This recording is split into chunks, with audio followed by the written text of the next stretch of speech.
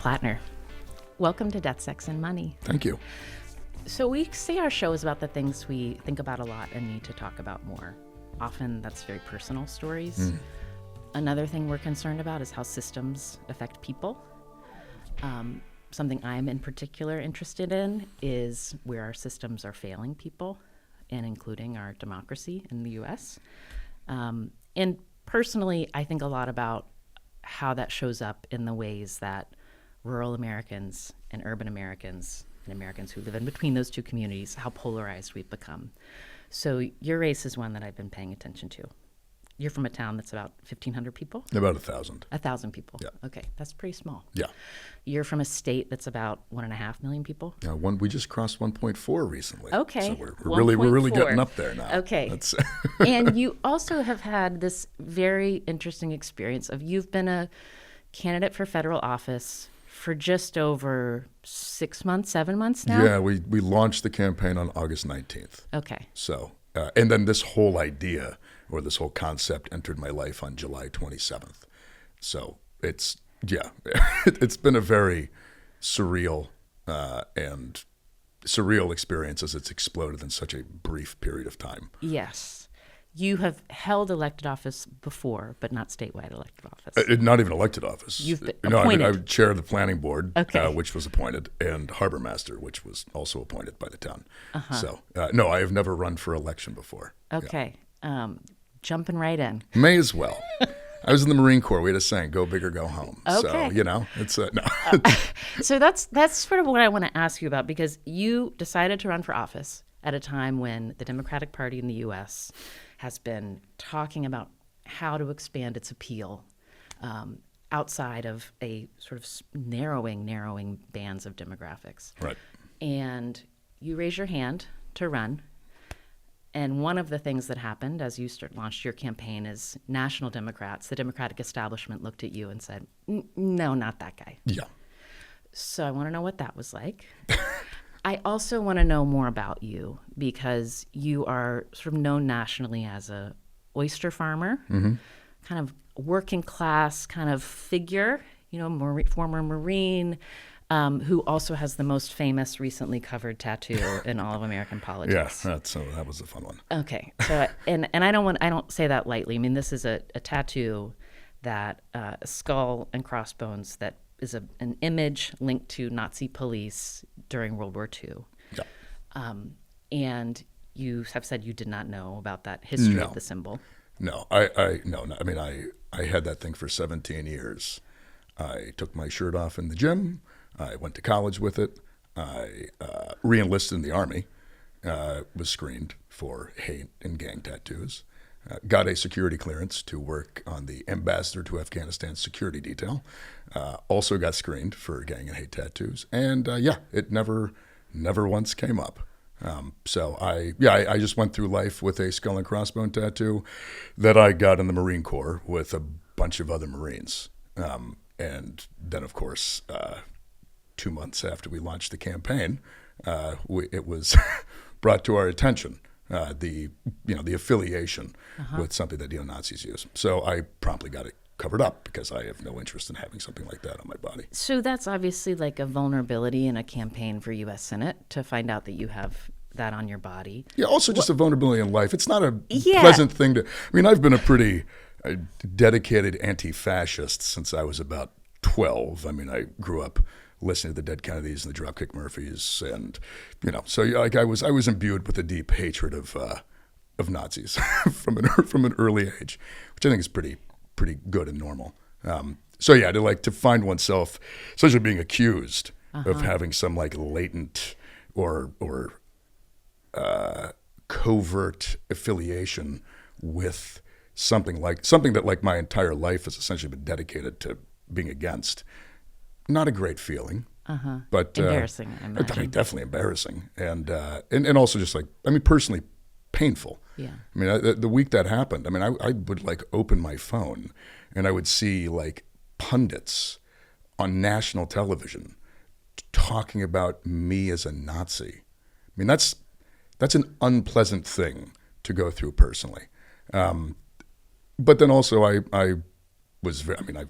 very, I don't know, an open book about my life. I haven't lived a simple life, but it hasn't been excessively complicated, and so I certainly don't mind like talking about it. And so for me, it was an opportunity to.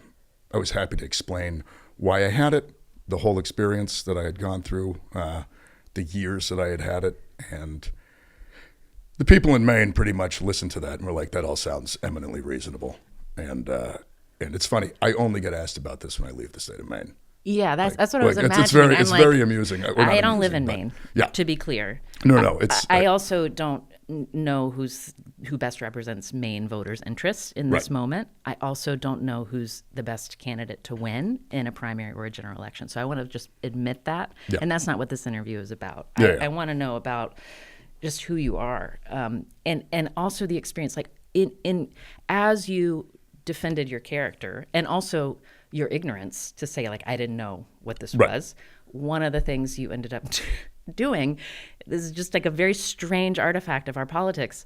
Your campaign was like, look, he took off his shirt and was drunk at his brother's wedding, singing Miley Cyrus. To be fair, I was not drunk at my brother's wedding. Oh, you were drunk at the reception. I was drunk when I got the tattoo. Oh, okay. No. You were singing Miley Cyrus. Oh, no, I was fully sober. Really? Yeah, okay, completely. No, I promised my brother and his wife, Becca, that I would perform Wrecking Ball in nothing but my Marine Corps running shorts. Which are quite short. And some red lipstick smeared around my face. I would perform that as their wedding gift. So that's what I did. So that was in 2015. So in 2025, as proof that you did not know about the symbolism of this tattoo, your campaign releases this video to attest to your character as you're running for U.S. I mean, it's just a very odd. I guess so. But I mean, like, the thing is, I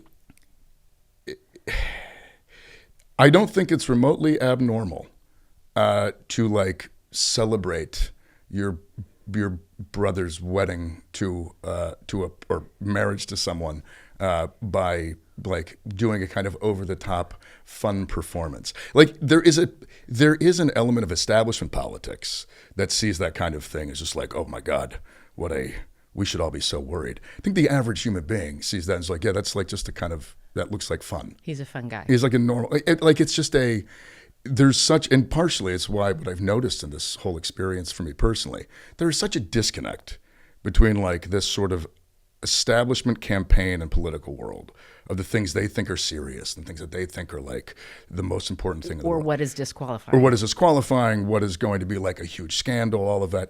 And then there's like what everybody in the normal world engages with. And very separate, very different things. I think it's just, and I think that's mostly just the outcome of a politics that for a very long time now is just not representative of regular people. It doesn't represent them, and so there's become this. It has developed its own. How do I put this? The campaign world and the political world has developed its own things that it sees as virtuous. Its own things that it sees as possibly negative. It has its own like internal value structure that is utterly divorced from the value structure of like regular human beings or regular Americans. And I think that's one of the reasons why right now in this moment, that world is flailing. It doesn't really know what to do because it's developed all this kind of knowledge and tactics and skills and these things that they are very convinced of that just don't work anymore. And it's and in many ways, I think you can extrapolate off of this to the larger political system, which is that it's just operating in a world that it doesn't understand. So you said when this came out, it was fed from people who were researching into your background, who wanted to discredit you. Yes. Do you understand it to have come from National Democrats? We have suspicions. We like the governor, who is kind of the establishment backed your candidate. Primary opponent. Yes, announced the campaign on a Tuesday, and all of the negative stories began to drop Wednesday, Thursday, Friday of that week. So I mean, look, it doesn't take it doesn't. You don't have to do a lot of deep thinking to find connections there. The Democratic Party, so the National Democratic Party, you're a member of the Democratic Party. Your party, my party, is feeding this information, you believe, about you. And one of the sort of insinuations of this guy came out of nowhere. He Right. is untested. Right. He is too risky for this moment, where Maine is a state where a Republican seat could flip to the Democratic seat in the Senate. When you think of untested being a word that people are trying to connect to you, like, how does that sit with you? It's weird because, I mean, again, they see it as untested within their very specific value structure. But when it comes to like untested, I mean, I did 4 tours in the infantry in Iraq and Afghanistan. I've got decorations for combat service. I left that and struggled for years with the kind of, I would say, standard outcomes of intense combat service mixed with a total disillusionment and cynicism around the wars that I fought in. And then, with help from the VA, I dug myself out of that hole. And then I got to return to my hometown and built a whole new life, one that I find very fulfilling, one that I find really grounding, and was able to start a small business, built an oyster farm into a successful commercial operation. In that same time, became really kind of a very active member in my community, met my wife, Amy, fell in love, got married. Like that. To me, like those are all challenges that I think a lot of regular people can see and identify with. Like, to say that I'm untested just because I have not run for this version of political office before, I think it's really indicative of this political system that has kind of at this point evolved separately from the real world.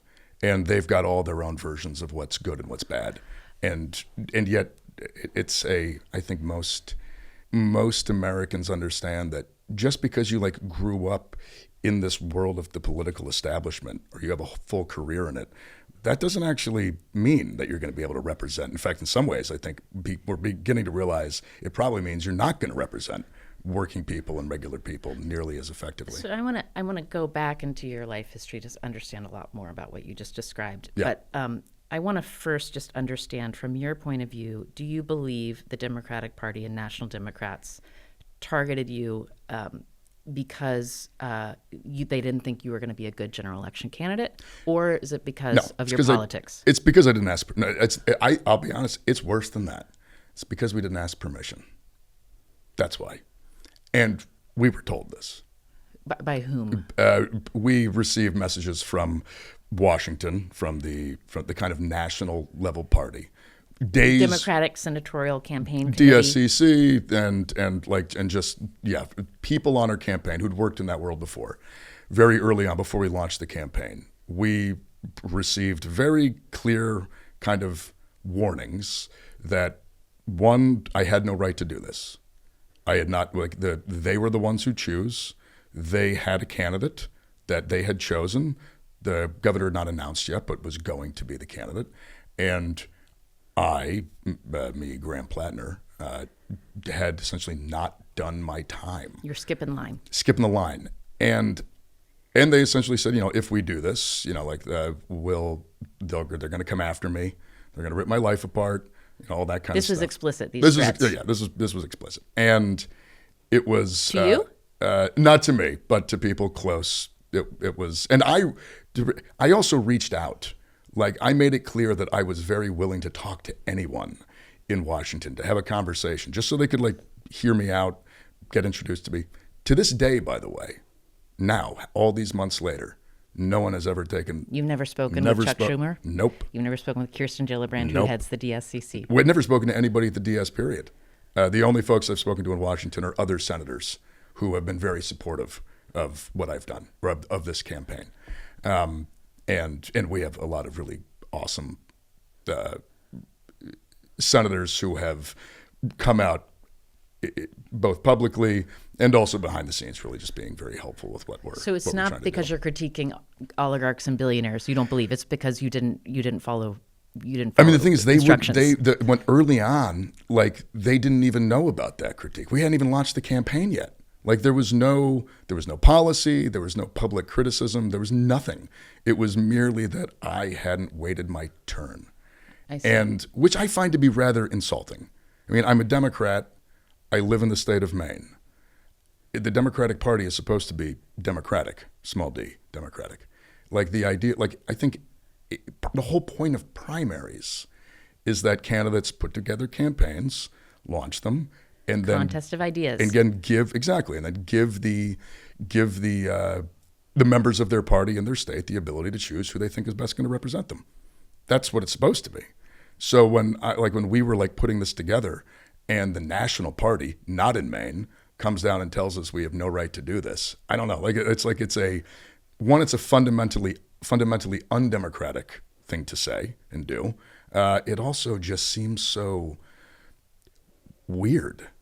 I'm serious. Like it's all about like showing subservience or like showing that you have some loyalty or that you've been, you're doing and as you're told. presuming you know better Right. in Washington. Well, exactly. Oh, no, don't get me wrong. Don't get me started. Like the fact that a bunch of national campaign people in Washington are utterly convinced that they know more about Maine and the Maine electorate than people in Maine, despite the fact that in 2020, they somehow managed to lose the state by 8 points in the Senate race while Joe Biden won it by 8 or 9 points in the presidential race. That kind of goes to show that maybe they don't know Maine and what they're up to when it comes to campaigning up there. But yeah. Okay, so I want to understand your part of Maine. Sullivan, Maine is your town. Yeah. Where you grew up. Yep. It's about 1,000 people. Will you describe? Yeah. It's coastal Maine. When Yeah. I picture coastal Maine, I picture a combination of people who work with their hands, who work in the water, Yep. expensive vacation homes of people coming and going. Is that what it was like when you were growing up? That is very much. Sullivan has limited shorefront. Most of the town's actually inland. But we do have some nice shorefront looking across the bay at Acadia Night. So we're directly north of Bar Harbor. Okay. So we're on Frenchman Bay, looking from the Sullivan boat launch. You're looking directly south. You can see Cadillac Mountain and all of Acadia. Huh. So Bar Harbor's across the bay. We've got some summer homes in Sullivan, not that many. Neighboring us are the towns of Sorrento and Hancock, which do have some pretty substantial summer communities. So yeah, it was always interesting growing up in a place where we have an immense amount of rural poverty. We have people that work incredibly hard. Seasonal jobs in the summer, seasonal jobs in the winter. Everybody's got multiple jobs. It's a very normal thing. Also, those exact same folks live across the street sometimes from someone whose family has had a summer home in eastern Maine for 100 years. And everybody knows each other. Did you grow up like resenting the people who'd come in the summers from No. the cities? No, I was my brother. I wasn't really into being on the ocean actually when I was a kid, but my brother really liked sailing. So he took part in like some of there were some good like summer sailing programs for local kids and for summer kids. And so you early on like just develop, like when kids are up in the summer, whether they're summer kids or local kids, like you wind up playing with them and meeting them. So it's an interesting world in which a very stratified like economic system finds itself very intimately intertwined. Yeah. Which honestly I've always found to be pretty unique. I think where we are, even across the bay over in MDI, like MDI. Mount Desert Island, like Northeast Harbor has these insane summer homes. Very wealthy people, and over there's no connection, right? Like they bring in their own staff. They fly into the Bar Harbor airport. They get picked up. They drive to their big thing. They're there for like a week or two or some crazy thing. Yeah. But over on our side of the bay, because a lot of the families have just been there for a long time, the summer families. Yeah. There is of course some resentment, but it's not nearly as bad as I think people would expect it to be. Mostly because we're all very like. The towns are small. It's small. Like really small. You're gonna run into each like other. everybody, Yeah. everybody kind of knows each other, and in that there is also an element of like, if you're, say, a summer person and you're rude to people and you're condescending, like nobody's going to want to work for you. Nobody's going to want to make sure your pipes don't freeze in the wintertime. Nobody's going to want to cut your grass. Nobody's going to want to take care of your boat. So like there is almost because it's so small, reputation goes a long way. It sort of, I don't know, self-enforces a You little can't bit. be an insufferable snob because your pipes will freeze in February. Yeah, there's an element of that. I mean, look, don't be wrong. You still can. You can, okay. But it's not. But it's not going to do you any favors. So you didn't want to spend time on the water growing up. So I went to the mountains. Okay, so your Dropkick Murphys, like New England, like kind of like punk, political, like like really fun shows. Yep. Dead Kennedys, like help me picture mid-90s. Well, Dead Kennedys, I didn't see them. I just listened to them. So I mean, I lived in rural Maine, so like I was into the music. I'd go to shows up in Bangor, go to shows down in Portland when I can, a couple shows in Boston when I convinced my mom to like let me do that. But a lot of it was just through the music itself. Okay, so I'm trying to get a sense of you as like a teenager, coming of age as a young man. So you're like listening to that kind of music. You're going to the mountains. Are you hunting, or are you like? No, I wound up. I graduate 8th grade. I went to a K through 8. Public. Yeah, Mountain View Elementary. I mean, I forget how many kids were in my graduating class, but it was like 15 to 20. It was little. Did that. Got my first job right after graduating 8th grade. I was washing dishes at a restaurant. Your mom's restaurant? No. This is Okay. the Crocker House in Hancock. Okay. And then started high school. My mom really wanted my brother and I to get a really good education. So she made me apply to a bunch of these like fancy prep schools around New England. Boarding schools where people come from very wealthy student populations. I didn't get into many, but I did get into Hotchkiss in Connecticut, and they gave us a really good financial aid package. I lasted until Christmas. I want to know about this. It was not, well, I mean, it was just I was from a small rural town where like everybody worked incredibly hard. I mean, my mom had us like raking blueberries and doing wreaths, frankly, since like as long as I can remember. Doing wreaths, what's that mean? Wreaths. We made wreaths. Oh, yeah. making wreaths. In the wintertime. My mother and my stepdad had a smoked salmon smokehouse. So we smoked fish. But to like augment income in the summertime, she would rake blueberries. She would have us go pick strawberries, and in the wintertime we did wreaths. Okay. And so like my brother and I were like just used to working a lot. Okay, you show up at this prep school. You're like 14. 13, something like that. What was it like? Like, tell me. It was weird. What was weird about it for you? It was just I'm meeting kids from like New York, from like incredibly wealthy families. Like I'll just give it an example. This was actually the moment where I realized I really didn't want to be there. They would have like chapel, like once or twice a week or something like that. I forget. And it wasn't religious. Somebody would come down and give us like a talk about values or morality or whatever. And early on, someone came, I don't know who it was, some business leader kind of guy, and he was like. He was trying to explain to us the importance of hard work to all these prep school kids. And he rhetorically asked, how many of you have had a job before? Because, of course, a bunch of incoming freshmen, like 13-year-olds at Hotchkiss, have never held a job before. And I had held a job. So I raised my hand and then promptly realized, like, oh, no, that was not meant to be a real question. But I had my first W-2 job the summer prior, washing dishes. And then obviously had worked a bunch before that. So I just had this moment of like, this is not I don't like this place. I don't like this, like, I felt so out of place. So not. Did you make friends? Not really. I mean, I did not like long-lasting friends. There's really nobody from that. But I was only there for I was literally there for 3 months. You said you just stopped going to class. Yeah. Were you a good student? Like, had you been a good student in K through 8? And then I was an okay student in K through 8. I always enjoyed learning. I enjoyed class. I didn't always enjoy doing homework or writing papers. But in this experience, I just realized that if I didn't go to class, they were going to send me home. They kicked you out? Yeah. Yeah. Because I was begging my mom really since the day I got there to go home. I wanted to go back to Maine. I didn't like it. I felt so awkward. Like, kids have cars. Kids have they're telling stories about their they're all from Manhattan and wealthy families. Not all of them. I met some other kids who were kind of like me, and they were the ones I became closer with. But I just never felt like it was a place that I was supposed to be, and I missed home. And then I realized one day that since my mom wasn't going to withdraw me, if you don't go to class, this protest will work. It's they send you home. So that's what they did. And my mother was very angry, and I did not get to go on family vacation that year. So what did you have to do instead? I just stayed. My parents were divorced, so I just stayed with my dad.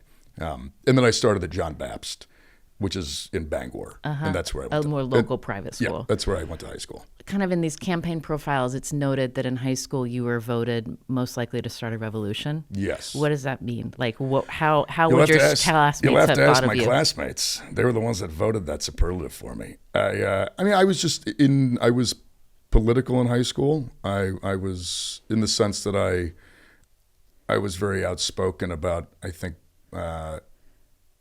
like small d democratic things, like whether it came to students' interaction with the administration, or I got really into Irish history, which exposed me to more, I would say, kind of national liberation politics, anti-colonialism politics. I mean, in that my picture in high school, I'm holding a sign that says free Tibet, free Chechnya, free Palestine, free it was I was as a high school kid, I was very, I would say, engaged with the idea that there were systems that exploited and oppressed people, and I was against those systems. And we're about the same age. You're a little younger than me. You're in high school when 9/11 happens. Yeah. So September 11th, you're graduating high school in 2003. Yep. So that's spring, of course, when you're graduating. It's also when there's debates, protests about the Iraq War. Yep. And you participated in those. Yeah, I was very against the war in Iraq. I thought it was an absolutely terrible idea. I'm glad that 18-year-old me was correct, by the way. Well, before the end of that year, you enlisted in the Marines. Yeah. Tell me what happened between when you finished high school. Did you not know what else to do? No. This is everybody. In my head, it's not confusing. I know it seems confusing to other folks. I wanted to be a soldier since I was about 2 years old. My earliest memories were of being interested in military history, in being drawn towards the military for some reason. I don't really know why. People have asked me why. I have no clue. My dad. There's plenty of young men who have this sort of ideal. This is a way and to my express. My parents were. My dad, was not in the service. In fact, he had become a teacher to avoid being drafted in Nam. My mom had always been, I think, she has left-wing politics. So part of it might have been a little bit of a rebellious streak, but that wasn't enough to kind of maintain it for all of that time. Did your family expect you to go to college after high school? Yeah, very, very much. And so this was a declaration no, I'm doing this instead. Yeah. Did you apply to college? Yeah, I did. I got waitlisted at George Mason. I didn't get waitlisted. I got into George Mason, and then I deferred a year to make my parents happy, but I knew what I was doing because I was going to enlist. And so you have these anti-colonialist politics as a teenager. Yep. When you're deciding to become a soldier, you're joining the U.S. military. Yeah. After it's invaded Iraq. Yeah. That didn't feel like a contradiction to you? I mean, it did, but it also didn't. I mean, at that point in my life, I very much believed in this idea that, look, I did everything I could to stop the war. I protested the war. I got dragged out of a George W. Bush rally with a sign that said no war in Iraq. I mean, I was against it. The war came anyways. Mm-hmm. And when the war came, there was this feeling with me I did what I could to stop it. For some reason, I felt like if I'm one of the people that goes, I will, because I'd been attracted to the military for my whole life. There was just this feeling that like it's better if it's me than if it's somebody else. And then there was also this feeling that, and I don't really believe this anymore, but at the time I definitely believed this, which was that, okay, if the whole thing is screwed up and bad, at least if I'm there, I'm a good person. I'm a good person, and I'm going to be able to like make the best of this awful thing. And I don't really believe that anymore. I mean, it's hard.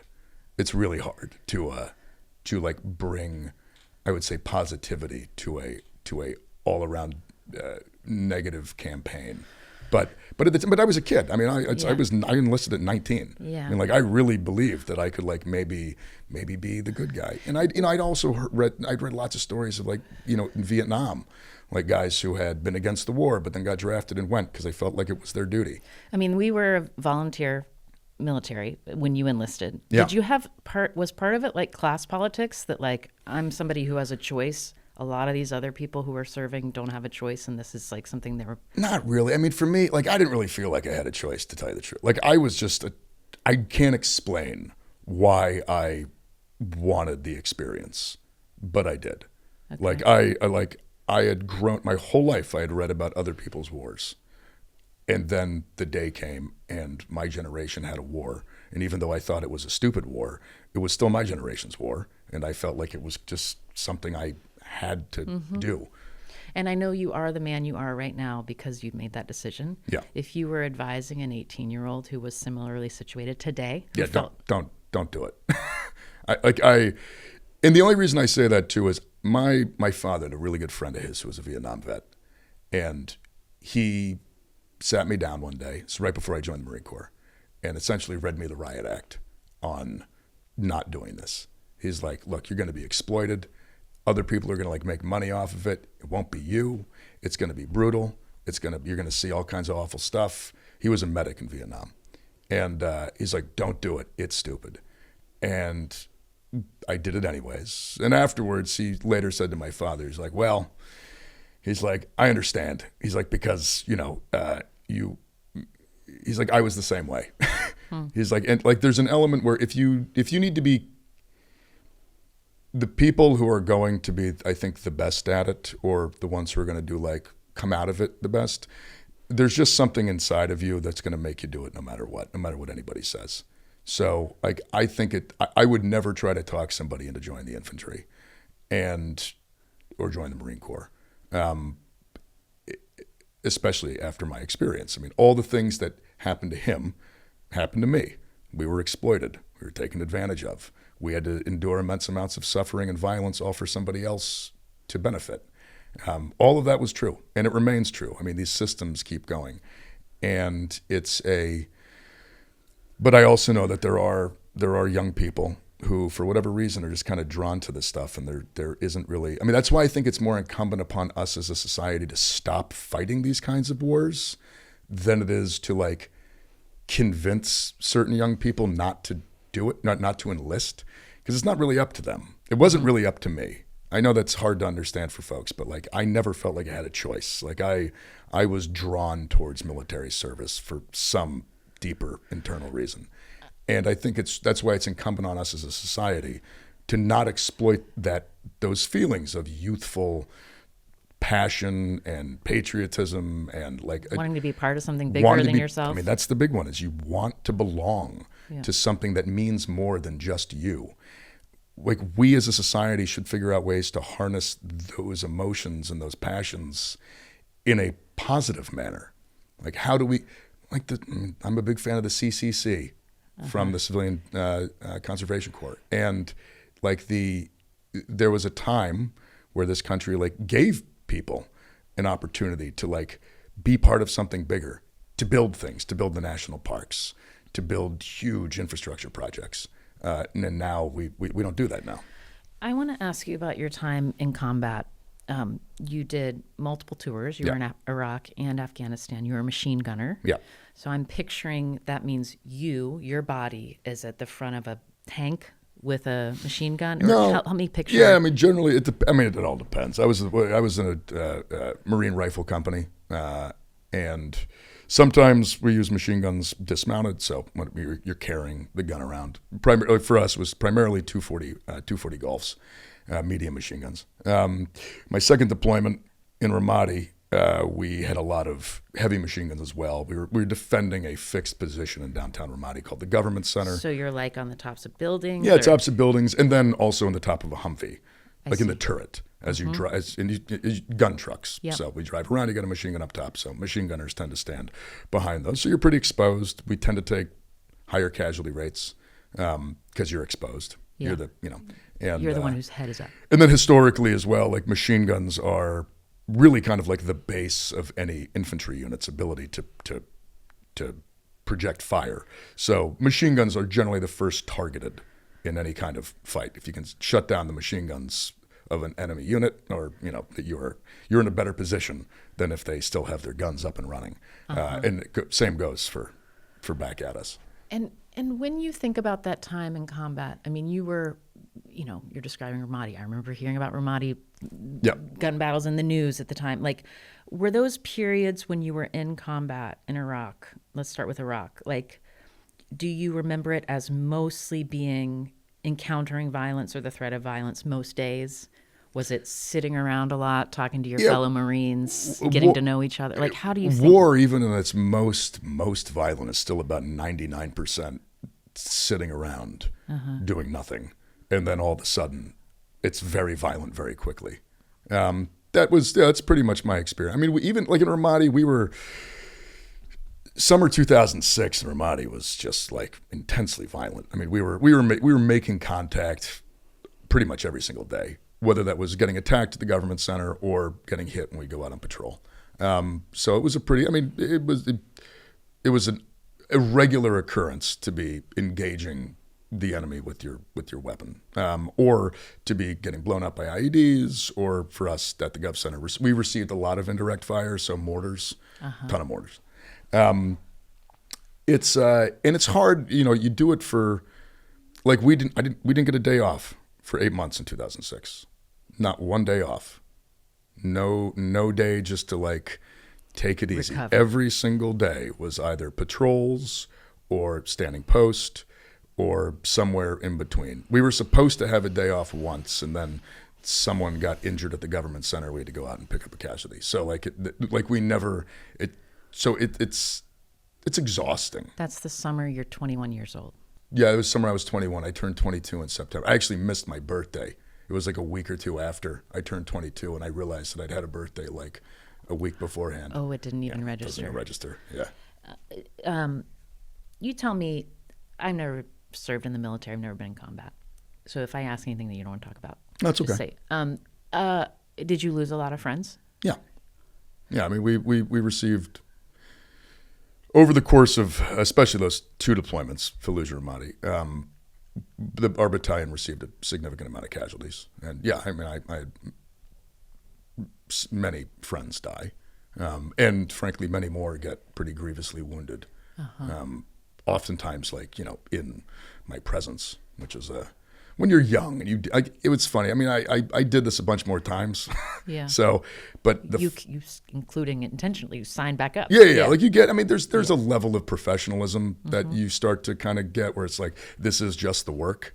And you sort of just like I'm not gonna say you get used to it, but there is an element of, you become slightly immunized, I would say, through just exposure. But I mean, the first few times are just hard, and you're young. I mean, I was 20 on my first deployment, and that was, you interact with like seriously wounded friends. You have friends die. I mean, it's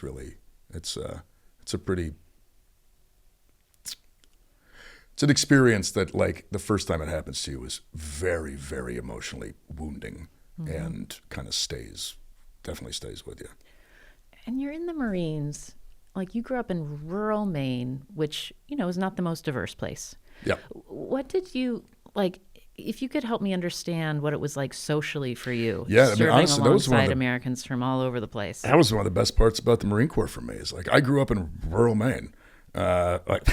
It's a not diverse community. I mean, I went to There was one black kid that came to my middle school, I think 7th or 8th grade. He moved up from New York and was like living with his grandmother who just happened to live there. And then high school, kind of similar ratios, just very, so like Maine's a super white state. And so even though we have a fair amount of, I would say, it's a lot of like kind of, there can be economic diversity, not a lot of racial diversity or cultural diversity for that matter. The only thing that I'm really lucky for and count my lucky stars on is in eastern Maine, because of the blueberry fields, we had generations of migrant workers. Oh, farm workers who came in. Yeah, and some would stay. From Latin America? Yeah. Yeah, so there was kind of a cool like exposure to that, which I think had I lived in another part of Maine, I would not have gotten. But then join the Marine Corps, and you wind up in the Marine Corps is full of everybody. I mean, you've got my platoon commander, who remains a good friend of mine. He went to a fancy New England prep school, went to Notre Dame, so that's my platoon commander. And then I've got buddies of mine who like have GEDs or come from like really very poor backgrounds. And yeah, it really was this eye-opening experience, which in many ways is kind of like what began to form my understanding that like every single human being's experience is vastly different, and all of them are also like as valid as anyone else's. Like everybody's lived a life, and nobody's life is more important or less important than anybody else's. At least I don't think so. And I think part of that mindset just came from the fact that I wind up in the Marine Corps with people who have vastly different backgrounds than I do, and you love them. Like you become close with these people, and like I'm to this day I'm still friends with a lot of the guys I served with, and yeah, you just kind of realize that everybody's lived experience is their own, and you have to like remain very open to understanding that like people come from places, or people come to concepts or ideas generally based on that lived experience. Something I know about you because of national political news is that part of how you have worked out your worldview was on online comments on Reddit. Yeah. I'm also picturing serving with your fellow Marines and what the kind of chatter about how the world works was like. I mean, it's constant. I mean, there's also a lot of downtime. I mean, I won't get into the details because the Marine Corps Infantry is a deeply crude and crass place for obvious reasons. But you spend a lot of time sitting around just like bullshitting. And you talk about everything from politics to girls to, I mean, there was once a time in Ramadi, me and the guy I was on post with, we literally tried to go through our entire, like every single memory we ever had up until that point. Because you just spent days, literally just days sitting there, just staring out of a window. I mean, you kind of... If I were to have known you, then would I have thought of you as like somebody who like runs his mouth and kind of thinks he's got the world figured out and like to debate when you're sitting or... Yeah, I definitely like to debate. I was my platoon's token liberal, without question. And every platoon's got one. So it's I just you were yours. I happen to be mine, and I wasn't the only one. Okay. It's kind of it's a yeah. But there were a few of us. But everybody, like, it's funny, like, it's very much like, you just talk to kill time. Yeah. But you're just sitting there with nothing to do but talk about, like, literally every possible thing you could think of. Yeah. And so it was, I mean, for me, it was interesting, too, because, like, that's when you start to kind of really understand. I mean, when you spend just hours, days, months, actually, just, like, essentially engaged in constant conversation, you really do begin to grasp like why people come to the conclusions they come to, why they have the worldview they have, because you start to get like a much deeper, I think, it's not an aesthetic understanding. It's like it gets deeper, gets out of the shallows. With fellow men, there are not a lot of women around. No women. I mean, zero. Yeah. When I was in the Marine Corps Infantry, the infantry was a male-only service. It wasn't really until I got into the Army that we began to work. And when I was in the Army, it was also male only. But in Afghanistan, there'd been some work on like having women come down and like work with infantry units to, so we could develop close relationships out in the communities and whatnot. But no, in the infantry, I mean, it's just literally just dudes. Just dudes. Okay. So after your 4 years in the Marines, you want to re-up. You can't re-up as a Marine because they changed. So I got out. You got out. So on my third deployment, I had applied to college. And I applied to George Washington University in D.C. You feel like maybe I've done my time. I was a little fried after my third deployment, and was like, all right, I want to take a break. And I had a re-enlistment package to stay in the Corps. I mean, I made sergeant in 4 years, multiple combat awards, multiple combat tours. I had a high re-enlistment code, and so I could stay in the Marine Corps. But then I got into GW, and I was like, well, I mean, like I kind of know where things go if I stay in the Corps. I have an idea of what my career would look like. I maybe want to go give something else a try. So I get out, started GW in, I think, August or September 2008. Very promptly realized that like I'm not. This isn't really for me at this point. Like Why? My friends. I mean, it's 2008. The war's still going on. My friends are still deploying. My unit's getting ready to go to Afghanistan.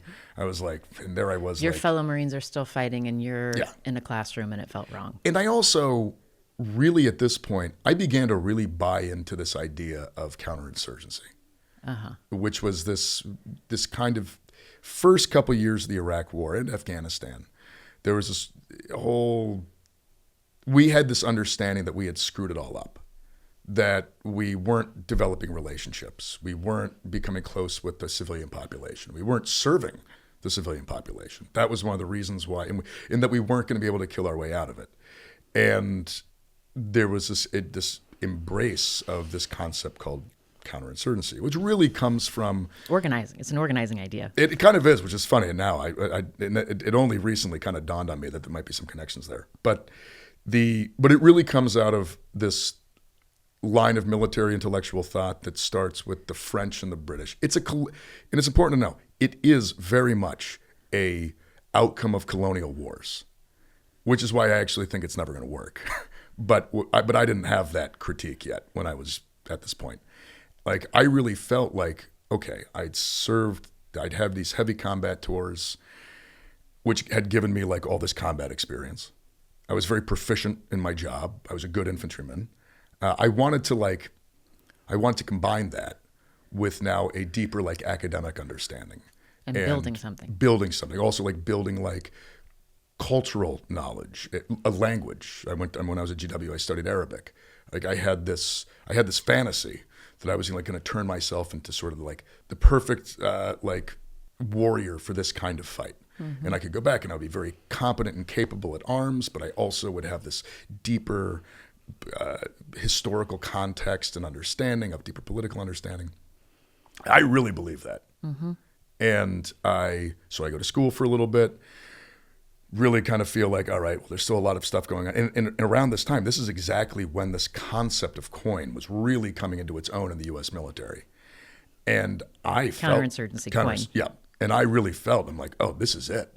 Like, we're doing the thing. We're like, I had so much criticism of how we had operated in my first couple deployments. And now I'm like reading articles about how we're fixing it. Mm-hmm. We're going to go in and everybody's reading T.E. Lawrence now. And we're getting guys to like study languages. I mean, I believed it. And I didn't want to, in many ways, I like kind of didn't want to miss it. I was like, this is the thing. Like we're doing this the right way now. Mm-hmm. There's a real irony here that it was in this time I was reading a lot about Vietnam. Primarily, one of my favorite books is A Bright Shining Light by Neil Sheehan about John Paul Vann, who was a U.S. Army officer who effectively had the exact same trajectory, came to the exact same conclusions, and we lost Vietnam. Mm-hmm. In fact, John Paul Vann died in Vietnam, essentially trying to do the thing that the word hearts and minds comes from John Paul Vann. Uh-huh. That he invented that phrase. It came out of one of his presentations to the Pentagon from like 65 or 66. And So I'm looking at the U.S. military, especially Afghanistan, as we sort of re-engage, as we come out of this malaise that was Iraq and the Obama. Now we've elected Barack Obama, and we've got a different view. We have hope now. We have a different view of all of it. We're going to do it right. And I was like, hell yeah! Like I want to do that. So I left college and I attempted to re-enlist in the Marine Corps. Had forearm tattoos, and the MAR admin had changed in 2007, which was essentially you can't have sleeve tattoos on your legs or on your forearms. So you get this re-enlistment package, and then they're like, actually, you can't because you have these sleeve Well, if sleeve I'd stayed tattoos. in the Marine Corps, I would have been fine. I would have been grandfathered. Because okay, I see. But I got out, but I got out. So essentially, that semester at school. Yeah, exactly. And I was talking to the prior service recruiter, and actually at some point I moved my shirt, and he was like, "Oh, dude, you don't have sleeve tattoos, do you?" I was like, "Yeah, man." He was like, "Oh, yeah, we can't." I'm like, "What?" I'm like, "Dude, I'm a 4-year infantry sergeant. What are you talking about?" He's like, "Yeah." So I went to the Army, and the Army didn't care about sleeve tattoos. So I joined the Army. I kept my rank, and I wound up going to a long-range surveillance company in the Maryland National Guard. So I was in school, but also I was more focused on Army stuff. So I went to reconnaissance school, and then summer of 2010, our unit got a request from a sister LURS company in Nebraska, essentially saying, we're going to Afghanistan. We need reconnaissance qualified NCOs with significant combat experience. And I was that's like, you. That's me. Did you want to go back? Oh yeah. I mean, you hadn't been to Afghanistan. Did you want to go back? Oh, I really. to And combat? I also grew up, I grew up reading a lot of Kipling. I grew up reading Kim.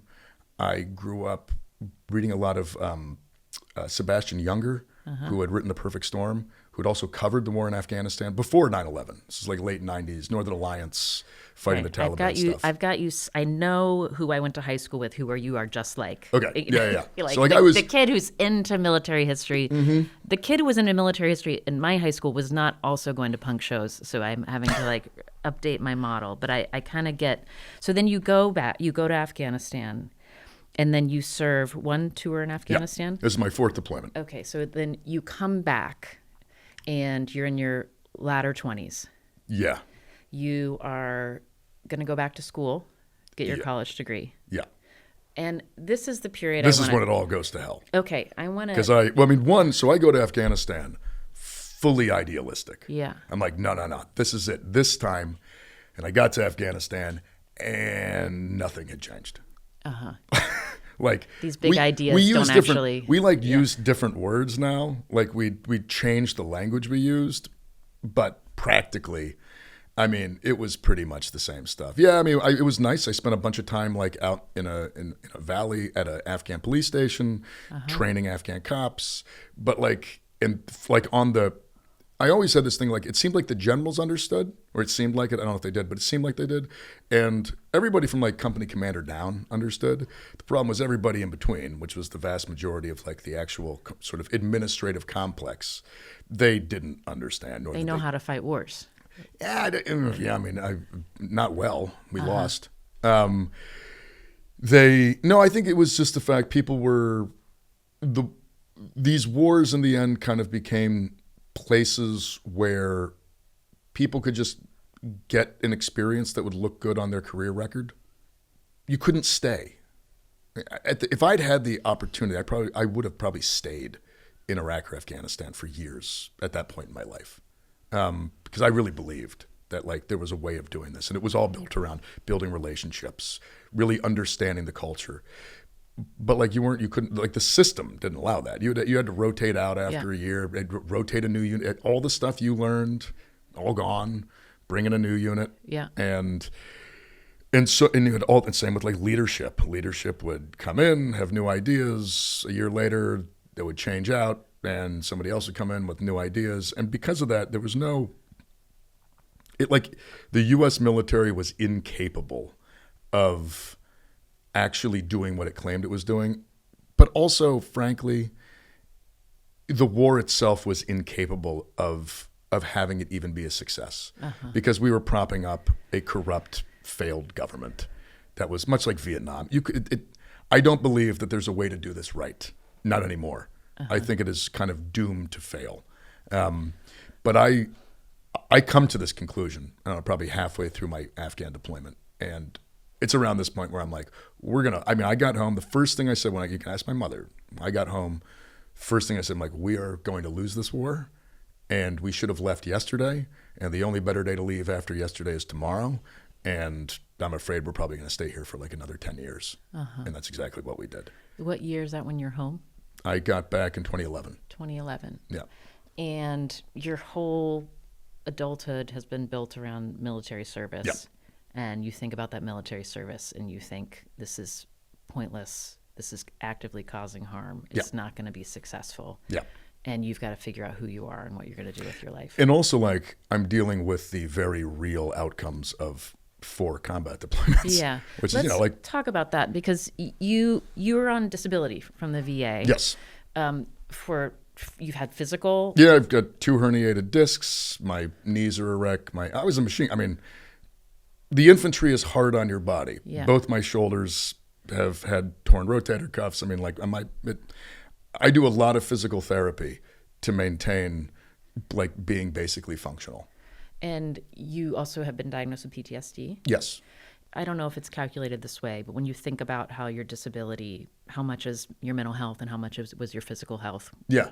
How do you think about that? I mean, I feel like it depends, honestly. Like there were points, especially when I first got out of the service, where, like, the reason I was having a really hard time reintegrating was entirely because of, like, my PTSD and my kind of this is important for people to understand. PTSD, it's not like you don't just have nightmares or, like, get spooked by big sounds. It manifests itself in an array of different ways. For me, it was primarily anxiety and depression.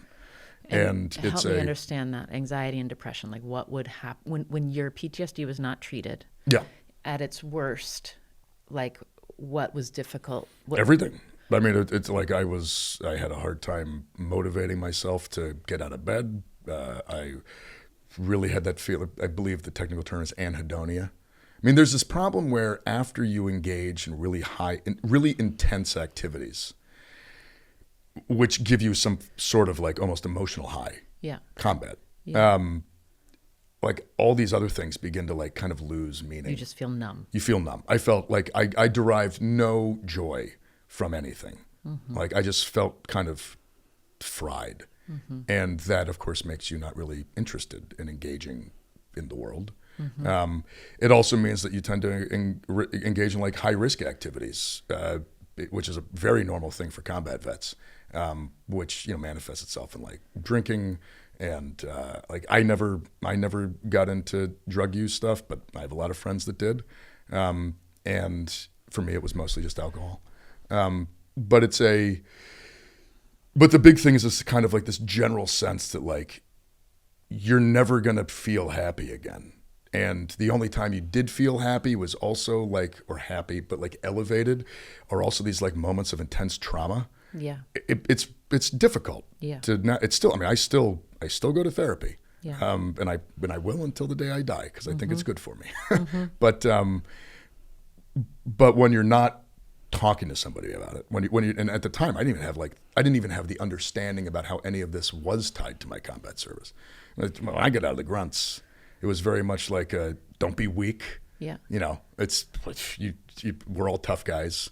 Yeah, sure, we got drinking problems, but that's because we're, like, cool, tough guys. Yeah. Not because, actually, it turns out we're all pretty deeply traumatized. Yeah. But and you're in Maine in 2011, and then no, this is all in D.C. So you're in D.C., where I think there's a lot of former military people in D.C. Yep. And also, I'm picturing you're, like, living in an apartment. Yep. On your own? No, I had my roommate, who was also a former Marine. I mean, I went to GW. There were a bunch of combat vets at GW at the time, who I, to this day, remain extremely close with. Because we were all kind of going through similar things, trying to figure out where we fit while also dealing with problems. We all became quite close and still are. Yeah. But no, I had an apartment. Lived alone for a little while. Then at some point became friends with a guy I was in school with. We got an apartment together. Okay. And pretty much had a roommate until I left in 2016. We talked about friends you lost in combat. Yeah. Did you lose a lot of friends who came back and then didn't survive into middle age? Yeah, I mean, a very close friend of mine killed himself last month. Oh, I'm sorry. Yeah. I mean, it's this weird thing where like there's a point when you kind of it's just sort of part of the thing now, like every couple of years. It was, for a number of years, it was much worse. Yeah, I think the first probably 10, 15 years after we got back, or after I got back, it was more prevalent. And then like kind of things settle out. But you know, it's I mean, the struggles that come with intense combat service are, you know, they don't really. You live with them. Yeah, you live with them, right? And you can, and like I've been very fortunate. Like the therapy I receive from the VA, the support I get from my community, frankly, like, and we can get to this, but like moving back to my hometown, I mean, that changed everything. Yeah. But I want to know about when did you change your outlook about taking care of yourself from the grunt mentality if you don't ask for help? Like when did you say like, I need help with this? I kind of tried a few times, probably between like 2013 and 2016 with the VA down in DC, but the VA in DC is sadly like highly underfunded and understaffed. And so I think it's no fault to the people that work there, but it was not a great place to get care. Moved back to Maine in 16, and the VA in Maine is like magical. Oh. They called, like my packet moved. They called me. That had never happened before. Oh, you just show up in Maine and they're like, you're in the area. Literally, they're down. like, hey, we saw your address changed. You're in Maine now. Come on up. So I went in. You. I did like we did like we did a mental health screen, a physical screen. They're like, dude, you've got problems. I'm like, yeah, I know. Like I've been trying to like work on this stuff, but I don't know what to do. And very quickly, like everything shifted. Like I had access to mental health care regularly. It was first years. I mean, I would go like every week, and really get into like and my therapist then is still my therapist now. Oh, really? No, it's almost 10 years at this point. And they like I started to get physical therapy, good physical therapy, and it was and like things really shifted in a short period of time, which is also one of the reasons why like I've become so supportive of like that kind of basic support for people. Access to healthcare. I mean, access to healthcare changed my life entirely. I went from being like pretty dejected, very sad, not getting treatment for things, also just kind of general feeling of like being lost and kind of unmoored. It was frankly through VA healthcare that it gave me the confidence and the freedom, actual freedom, to figure out what kind of life I wanted to live. Because it turned out maybe I didn't want to carry guns for a living. It's all I thought I had ever wanted to do, but I'd never really had the time to sit down and think about what would my life look like if I did something else. And it was only VA healthcare that not just kind of opened me up more emotionally to changing things, but also like materially gave me a foundation to like take some risks. And I kind of realized that, I mean, it fell into my lap. A friend of mine approached me with the idea of getting into oyster farming, but I would not have been able to say yes if I hadn't gotten this like basic support from the VA. Before you left, I want to understand why you left Washington, D.C. You were in school at GW. You are working in bartending, including at Tune In on Capitol Hill. Oh yeah, I mean the tune was around the corner from my apartment. Okay, so this is like a dive bar on Capitol Hill where people who work in Washington come to drink at the end of the day. Yes. What did you learn about how our government works by being on the across the bar from those people? It was very illuminating. I mean, because I began to realize that the apparatus that had like sent me off to fight in these wars, there were some people in it who literally didn't care. Like to this, it was all like a political choice, or it was better for someone's career, or it was better for some lobbying outfit that came and approached them. I mean, and also there was this realization that none of the people I met, some of them were like the smartest people I met, some of them were the dumbest people I'd ever met. But that's the same as anywhere. Yeah. And it was this realization that politics, it's not actually for special people. It really is for anybody. Like anybody could do this stuff. And we've just been sort of sold the story that it's a special kind of person or special kinds of people. And at the time, that manifested itself with me getting real cynical. Yeah. Because like, oh, really? Like my friends are dead? Would you engage like Hill staffers while you're serving them beers? Not in this kind of conversation. Yeah. But I definitely had moments of like, holy shit. Like I fought these wars that I'm already like reeling with trying to figure out what the purpose was, what my role in them was, all of that. And then kind of coming to the conclusion like, wait, you're the people that sent us off to do this? It's you guys? Yeah. You guys don't even know what the fuck's going on. Sorry. That's like, right. It's a, like you're like, they're like, I met people who are like talking about doing foreign policy work who've never read any of the books on like the regions that they're talking about. I'm like, this is, and that was about the time I didn't know what I still thought I was going to maybe work for the government or go back to like carrying guns somehow. And it was around that I was like, I don't want to be part of any of this. I gotta go back to Maine. I don't know where I need to go. I don't even know what I'm supposed to do. And the only place I can go was home. And so that's why I went back to Maine. This is when you are also going home from your shifts or going home from class and engaging on Reddit? Oh yeah. Oh, I mean these years. I mean these are the years in which I drank a lot and felt very alone and very disconnected from the world.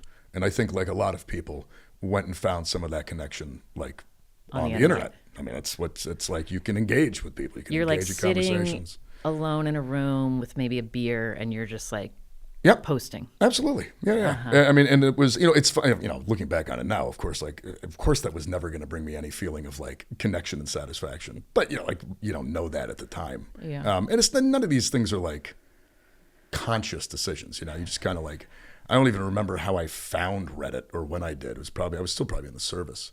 But you kind of wind up like, and then you get the serotonin rush of like getting in a fight with somebody and being like, I won that one.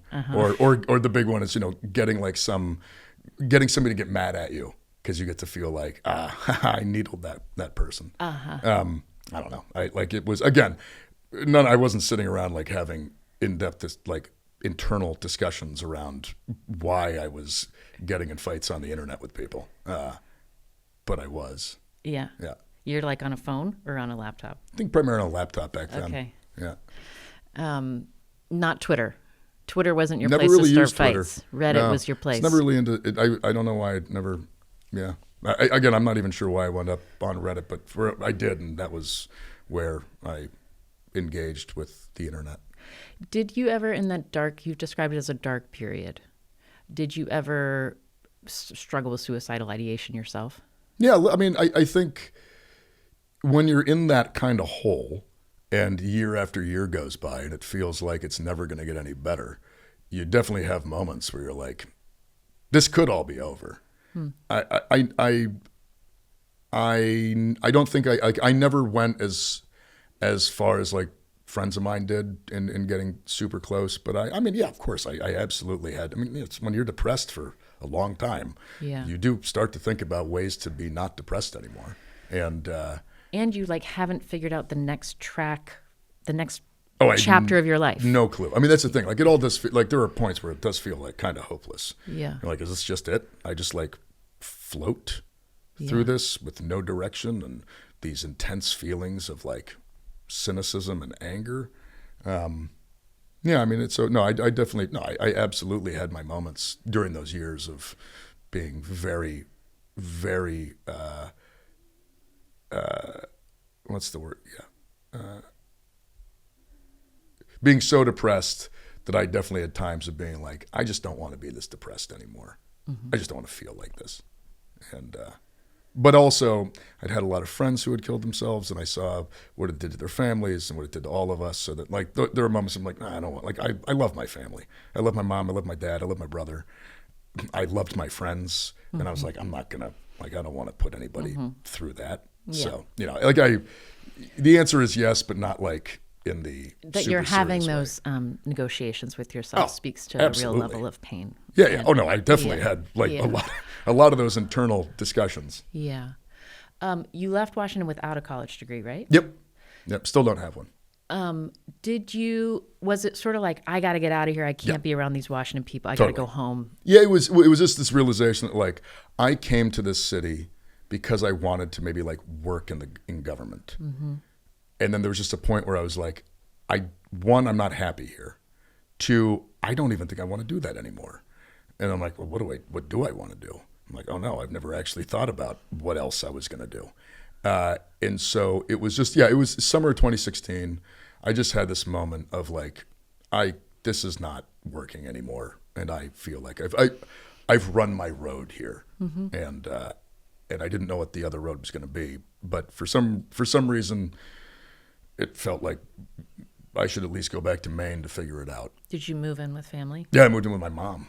And you're 31? It's 31, yep. For the people who didn't go into the military, I imagine they're in a different life phase. Yeah. Those that went to school or out of school, those that stayed and started families, have kids in elementary school. Yeah. You're sort of trying to figure out adulthood in this next era. Yeah, and yes, and then pretty quickly after I got back, my platoon sergeant from Fallujah hit me up on Facebook and was just like, "Hey man, what are you doing?" And I'm like, "Honestly, I have no idea." He's like, I'm over here in Kabul on this contract with the State Department, pays pretty well. You're qualified. Like if you're kind of just looking for like a holding pattern, he's like, this is not bad. And even though at this point I was like pretty done with it all, I also had this like, I don't know what else to do. Yeah, and they pay well. They pay well, and these are skills that I have. Mm-hmm. Like I can operate in a high stress combat environment. That's like the one thing at that point in my life I actually knew I was good at. Like I hadn't been good at anything else. I'd tried a bunch of other things. I didn't feel like I was successful at them. Felt like I tried to work in an office for a little bit in DC. I tried to do normal life things, and I just like didn't feel like I was good. And in hindsight, it's because I was a wreck. Mm-hmm. But like I at the time was just like, I don't know what else to do. I don't. And so at that point, I figured, all right, I've come home. I don't know what I'm doing. I could do this for a little bit. I'll apply. And it gave me like kind of an out date. Like I knew that I was going to get a security clearance and then I was going to go to Kabul. So like it's in the time that I was home, I like just essentially like summer vacation. Yeah, I like lifted weights, got real fit, read a lot, just kind of like took it easy. Did you date? I did, but I mean not serious. Like I those years I was not a good person to be in a relationship with because I was a disaster. So I would, it was just not I would date someone and then I'd be like, I don't think this is going anywhere. So, I would like, I didn't have like a long list of, I would say, healthy, stable relationships because I myself was not in a healthy, stable place. Uh-huh. So I was home for a bit, and it was in that time frame where this whole concept of an oyster farm arose. So I'm like waiting to go back to Kabul. This guy that has been a family friend, older gentleman, but he was friends with my parents. He had this small oyster farm, and he was looking for someone to get involved there because he felt like it had the potential to be something successful, but he was older and he really didn't want to go through. I mean, the regulatory process is extensive to become a commercial operation, and then you're just running a business. And he didn't really want to do that, but he thought that it could work. And so he essentially approached my mom and was like, "Hey, I know Graham's just like home killing time." You got a lot of people calling you up and offering you opportunities in your life. That's I don't know. I've been very fortunate to say the least. Well, sometimes it's this thing. Who knows? So I went out and helped him for a little while. Absolutely loved it. Mm-hmm. I mean, was on the water, was learning new skills, and they're hard skills. I mean, like ocean skills are much like being a machine gunner, being an infantryman. A lot of it's like technical proficiency and mastery. of a technical skill. And being on the ocean, it's the same with knots. It's with learning how to do boat work, learning how to fix outboard engines. Yeah. So like I was learning that, I'm like, this is great. And like I'm out on the ocean staring at Acadia National Park across the bay with the seals on the ledges and the eagles and the trees next to the fire. I'm like, this is pretty amazing. But I still hadn't quite, like in my head, I'm like, no, I'm going back. I'm going to go back. So he asked me if I wanted to like actually take over the farm, and I told him no. Okay. And he was bummed and I was bummed, but I was like, I'm going to go to Afghanistan. I can't like become an oyster farmer in my hometown. That's crazy. I went back to Afghanistan and I lasted 6 months. And it was on that, like that was the nail in the coffin. You're working private security. Yeah, I worked for the State Department. Uh-huh. I was on the ambassador security team. So the ambassador has a security team. I was on the advanced team. So we would go to a venue in advance of his arrival, make sure everything was set up. And I was a driver. So I drove an up-armored Land Cruiser. And like I was back there, and being back in Kabul, I hadn't been in Afghanistan in 7 years. And just had this realization that, oh my God, nobody has learned any lessons. Did you quit? Yeah, I quit that summer. Did essentially 2 rotations, and at the end of my second rotation, I had to come home for some training, and I was like, I'm not going back. So I submitted my resignation and just didn't go back. And at that point, it was like a hard stop. Like in my brain, I was like, I am done. I'm done with that whole thing. I'm like, I don't want to be part of this stuff anymore. I don't want to like engage with like the military industrial complex and our foreign policy. Like I want to move back to my hometown, to live in the woods and go make a living on the ocean. And I never want to think about this stuff ever again. And that's what I did for a number of years. For a number of years, and then you decide to run for U.S. Senate. Yeah, well, because there's something weird happened in there. Like in the time that I had done that, and I did that out of cynicism, right? Like I did, like that was me having a negative response to essentially the almost decade and a half. Surrendering, saying, I have tried. I tried, I'm like, clearly this is not working for me. Clearly it's not working for anybody. I mean, this whole thing is a mess. Like, I just don't want to take part in this anymore. And so I go home and I bought a 19-foot Seaway skiff with a 75-horse Honda on the back, and I became an oyster farmer. And over the next couple of years, slowly, with the help of the gentleman who kind of like sort of taught me, developed the skills and the knowledge to make a living on the sea. And I became a diver to service our own equipment, and then eventually wound up servicing other people's gear and had like a small commercial dive business. And then that kind of later translated into becoming the harbor master. I got really involved with like local governance. I chaired the planning board for like 5 years, because I really decided that all of that, the big stuff, it's unsolved. I'm going to serve in my community. That's right. I'm going to go like down here in the real world where the rubber meets the road. This is where people interact with each other. This is where people interact with policy. This is where I can have like a real difference, which in hindsight has a lot.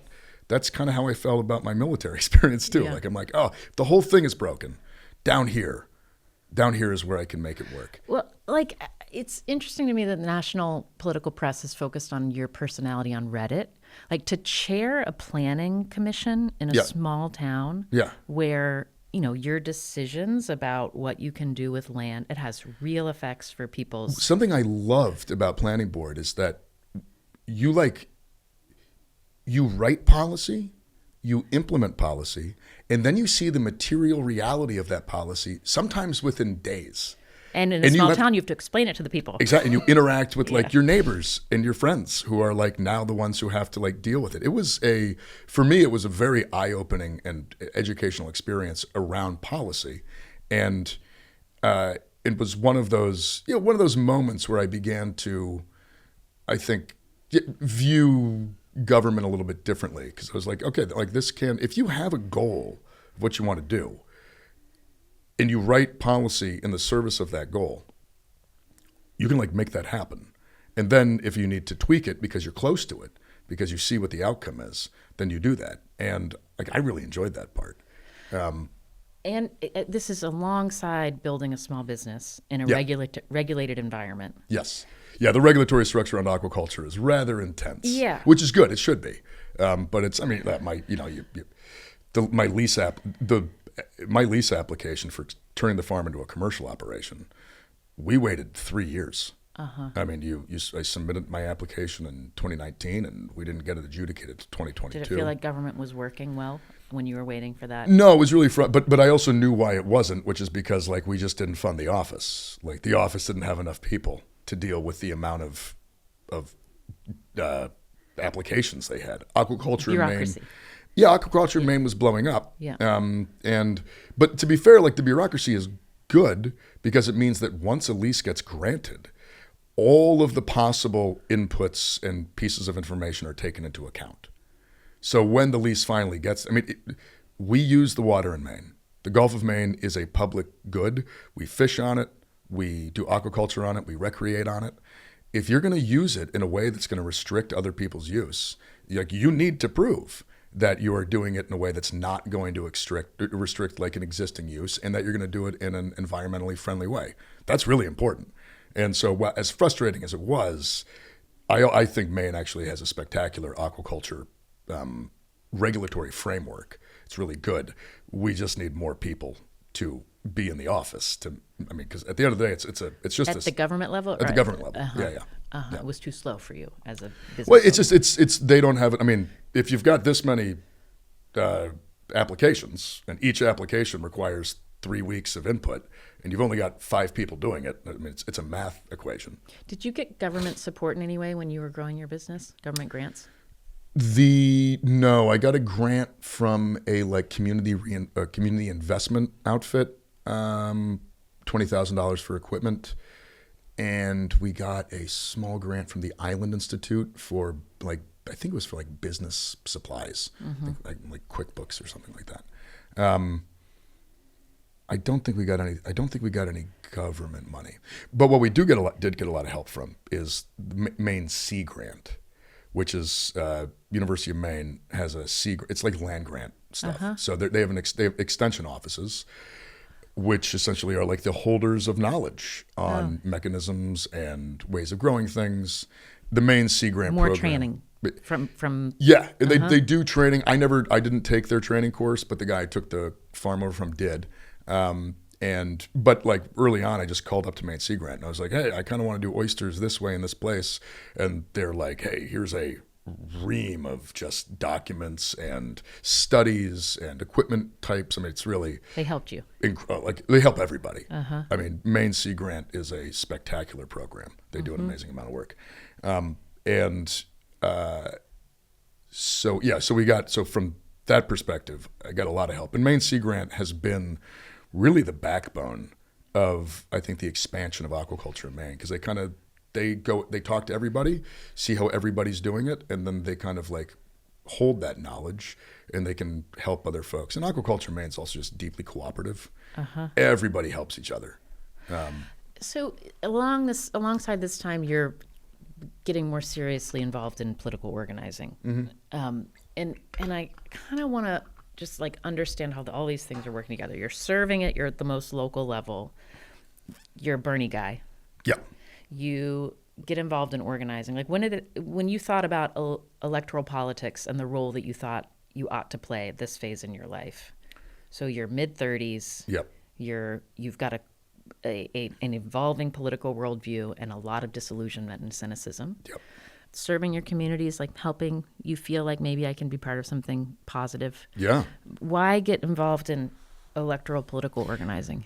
First off, I mean, I didn't until this whole thing happened. I mean, I got involved in community organizing. Okay.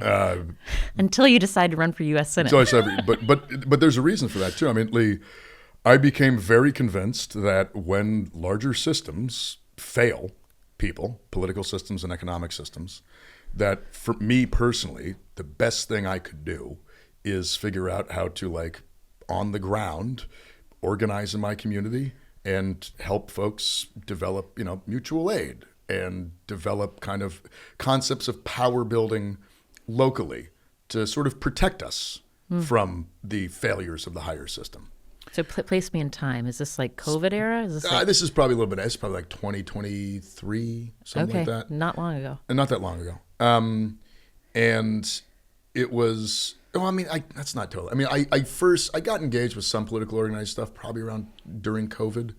Like I attended some Black Lives Matter protests in Ellsworth, which is a town, county seat near me. Was really impressed by a lot of like kind of the organizing that had been put into that. So saw that and was like, so there are people engaged in this kind of work around Maine, which I thought was really cool. And then, but really, it wasn't until like 2024 that I began to get like really engaged in community organizing itself. I helped found an organization in Eastern Maine that was really just focused on economic justice issues, mutual aid, kind of really just getting people to connect with each other in the community, understanding that like that's where you derive power from is from those connections, from this ability to like work together. Whether that is electorally, trying to like win a school board race or win a town council race, or in support of say like a larger race, like a congressional or Senate race. Although even then, like I was kind of like, I mean, the whole thing is it seems pretty bad, like at the higher level. The problem is through all of it, you just consistently run up against the material reality for people in this system, which is that nobody has any extra time. Yeah. Nobody has extra money. Everybody is just essentially just trying to make it work so they can keep a roof over. And like that's a material obstruction to organizing. People can't sink the hours per week into like developing relationships when they're just trying to like make life work. And I began to have this realization that when the problems are systemic, the solutions also need to be systemic. And you cannot bring about systemic solutions purely on the local level. Like it requires, you can, but it would require an immense amount of organizing all throughout the system, which is, I mean, that's hard to build and maintain. And so that's kind of where I was. I got really involved in, especially last year, there were all like the kind of the bigger protests around the state. I got involved with those, doing like kind of de-escalation and security. I mean, my background is a security guy. I'm like, I know how to run comms networks. I know how to do like advances on venues. I know how to put the maps together, like make sure we've got checkpoints, like all that stuff. No Kings protest kind of things? Yeah, that kind of similar thing. Maine had a bunch of different ones. And so like, I'm like, I know how to be helpful with this. And I had a friend of mine who's like a combat medic who was willing to do a lot of like medical training. So we were like, this is cool. Like we get to, these are mechanisms of like getting people engaged, getting them skills, but also the folks that start doing this stuff together, they build relationships, which then can turn into other kinds of organizing work. It did. I mean, it's that organization, they now do a lot of like local electoral work as well as mutual aid, as well as, and that all kind of stemmed from this like early peacekeeper medic trainings that we held. And so that's about where I was over the summer. And then in July, you get a call. I get a call. Who calls you and asks for you to consider? An organizer with who'd been working with the Maine AFL-CIO, Maine Labor Climate Council. They were part of a larger project that some folks who'd been affiliated with Dan Osborne's race in Nebraska. They were in Maine looking for essentially like a working class candidate to run in this race specifically on kind of a more working class populist platform. Are you working class? I work with my hands every day. So I'm interested how you define that. Because I'll be honest, these days, I think everyone that makes money from wages is working class. I think anybody that's living off of retirement that comes from money they made with wages is working class. You don't have a college degree. I don't have a college degree. I've worked, I have calluses on my hands. It's kind of hard for me not to think of myself as, I make a living under the water and working on a boat. I don't know. It seems like pretty. You count. Seems like I count. I don't know. But I also think that narrative-wise, we've developed this kind of like weird purity test around this stuff, which only comes from the higher echelon, right? Like it's the system that comes down. It's like, ooh, are you actually working class? Like regular people don't think that way. That's weird. Like if you like live in the normal world, if you don't make a lot of money, like my wife and I don't make a lot of money, and if you work a lot and you still struggle to save and you still struggle to like pay bills, I think most people are like, yeah, that seems pretty normally working class. It's only like The Atlantic who comes down and is like, well, The magazine? oh, like that kind of, that's like, it's only pundits who come down, who like literally don't work for a living, who will come down and be like, well, Us laptop workers who work in the media. yeah, it's like, it's interesting. You did go to college. So does that mean you could be working? Like, no, it's the weirdest, it's the weirdest thing in the world. It's this weird, it only happens, by the way, when people like actually represent some kind of systemic change or power building for working people. That's when you hear this stuff. Nobody sits around and talks about the working class bona fides of Janet Mills or Susan Collins. Janet Mills, current governor. Your primary opponent. Yes, and Susan Collins, current senator. There's never any question. No, for some reason, I don't see many articles in the Maine papers or the national press wondering about their connection to the reality of the working class. You said you and your wife made about $60,000 a year last year. Is that right? Yeah, between the two of us. Does that include your disability benefits? Yeah. So we don't make much cash. I pay my employees, and I obviously keep the company functioning. I don't take a lot of money out of it, primarily because I don't have to because of my disability. I mean, at this point too, like the actual physical labor, like my back is a wreck. And so the actual physical labor is primarily done by my business partner and we have a young guy who's an employee of ours. So Get like the for young me, guy I'm like, to do it. they're like, they can do that stuff. Bending over the side of a boat all day long does get pretty painful. You have health insurance through the VA. Yes.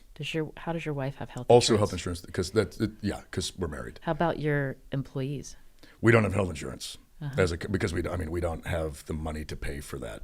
Not yet. We're working on it. I mean, this is one of these things where it's why I want a universal healthcare system, because the fact that we've like put the onus of providing healthcare on like small businesses, like those premiums are not cheap to cover your employees. Now, like every business wants to do right by its employees, but like people sometimes can't. The numbers just don't add up. And if we just provided that, like I get from the VA, took it off the plate of small businesses, I mean, that frees up small and medium-sized businesses and big businesses to do a lot more, because you don't have to like spend the money or the time dealing with health insurance companies. It's a thing, like I think it unleashes a lot of, frankly, small business potential, providing health insurance or providing healthcare through a universal system. It also, I think, unleashes a lot of people to start businesses because they can leave their wage-earning job with a W-2 employee. That's what it gave me. It was literally my healthcare through the VA is what gave me the material freedom to start a business. Without it, I could never have done this. And my oyster company wouldn't exist. My diving company wouldn't exist. That would never have existed. And I often think, like, what does Eastern Maine look like when all my hardworking, creative friends who all want to do something else besides like the wage-paying job that they need for health insurance? What happens if we take that requirement off the table? What new businesses do we get? I think it's much healthier for like the actual economy. And Medicare for All is a main policy priority of your campaign. Yeah. Do you think of yourself as a progressive? You know, I get asked this question all the time. I don't. Progressive maybe in the way that like we had the kind of progressives of the early 20th century. What about being like, branded a progressive doesn't sit right with you as somebody running in a Democratic primary in Maine? Why do you not want to be a progressive? Well, because honestly, the things that I'm pushing for, like I have friends who are Trump voters who agree with this stuff. breaking up corporate power, going after like tech companies who are using algorithms to fleece us or drive us against each other using social media stuff. Ending foreign wars, ending America's financial and frankly commitment of like blood and treasure into these foreign wars. Like I have multiple friends who are 3-time Trump voters who agree with all of this stuff. And what's the baggage you don't want to have by Well, it's not, aligning? honestly, it's not baggage. I just don't think it's we've got all these definitions in the media narrative, which frankly do not fit with actual people. I mean, I would love if somebody went down and told like friends of mine who voted for Donald Trump 3 times that they are progressives because they think like corporations shouldn't own the food system, right? That's not, I mean, like maybe it's progressive in a technical sense, but in the narrative sense, the way that we use these words, like I just don't think there's any value in it because it doesn't really reflect actual people's positions. And I think that we have a media narrative and a political narrative that has been built specifically in many ways to keep us all very divided. Mm-hmm. And the more we play into it, the more division we incur. Yeah. And again, you're from West Virginia. There are lots of like rural conservative voters who identify as conservative, who when you like start talking about policy stuff and going after corporate power and even taxing the rich, they're all like, that seems highly reasonable and I support that. But nobody's going around being like, oh, are they actually conservatives? Uh-huh. We only seem to have this discussion when it comes to the things we define as progressive, and it's always used as a cudgel. So I just don't think there's any value to it. I think I hear you. I don't think it's helpful. Also, it's how voters kind of make sense of when there's primary candidates who are making their case to, be the Democratic nominee. It's like, where does this person stand? Well, I mean, that's why frankly, that's why I'm very, very clear about the policies I support.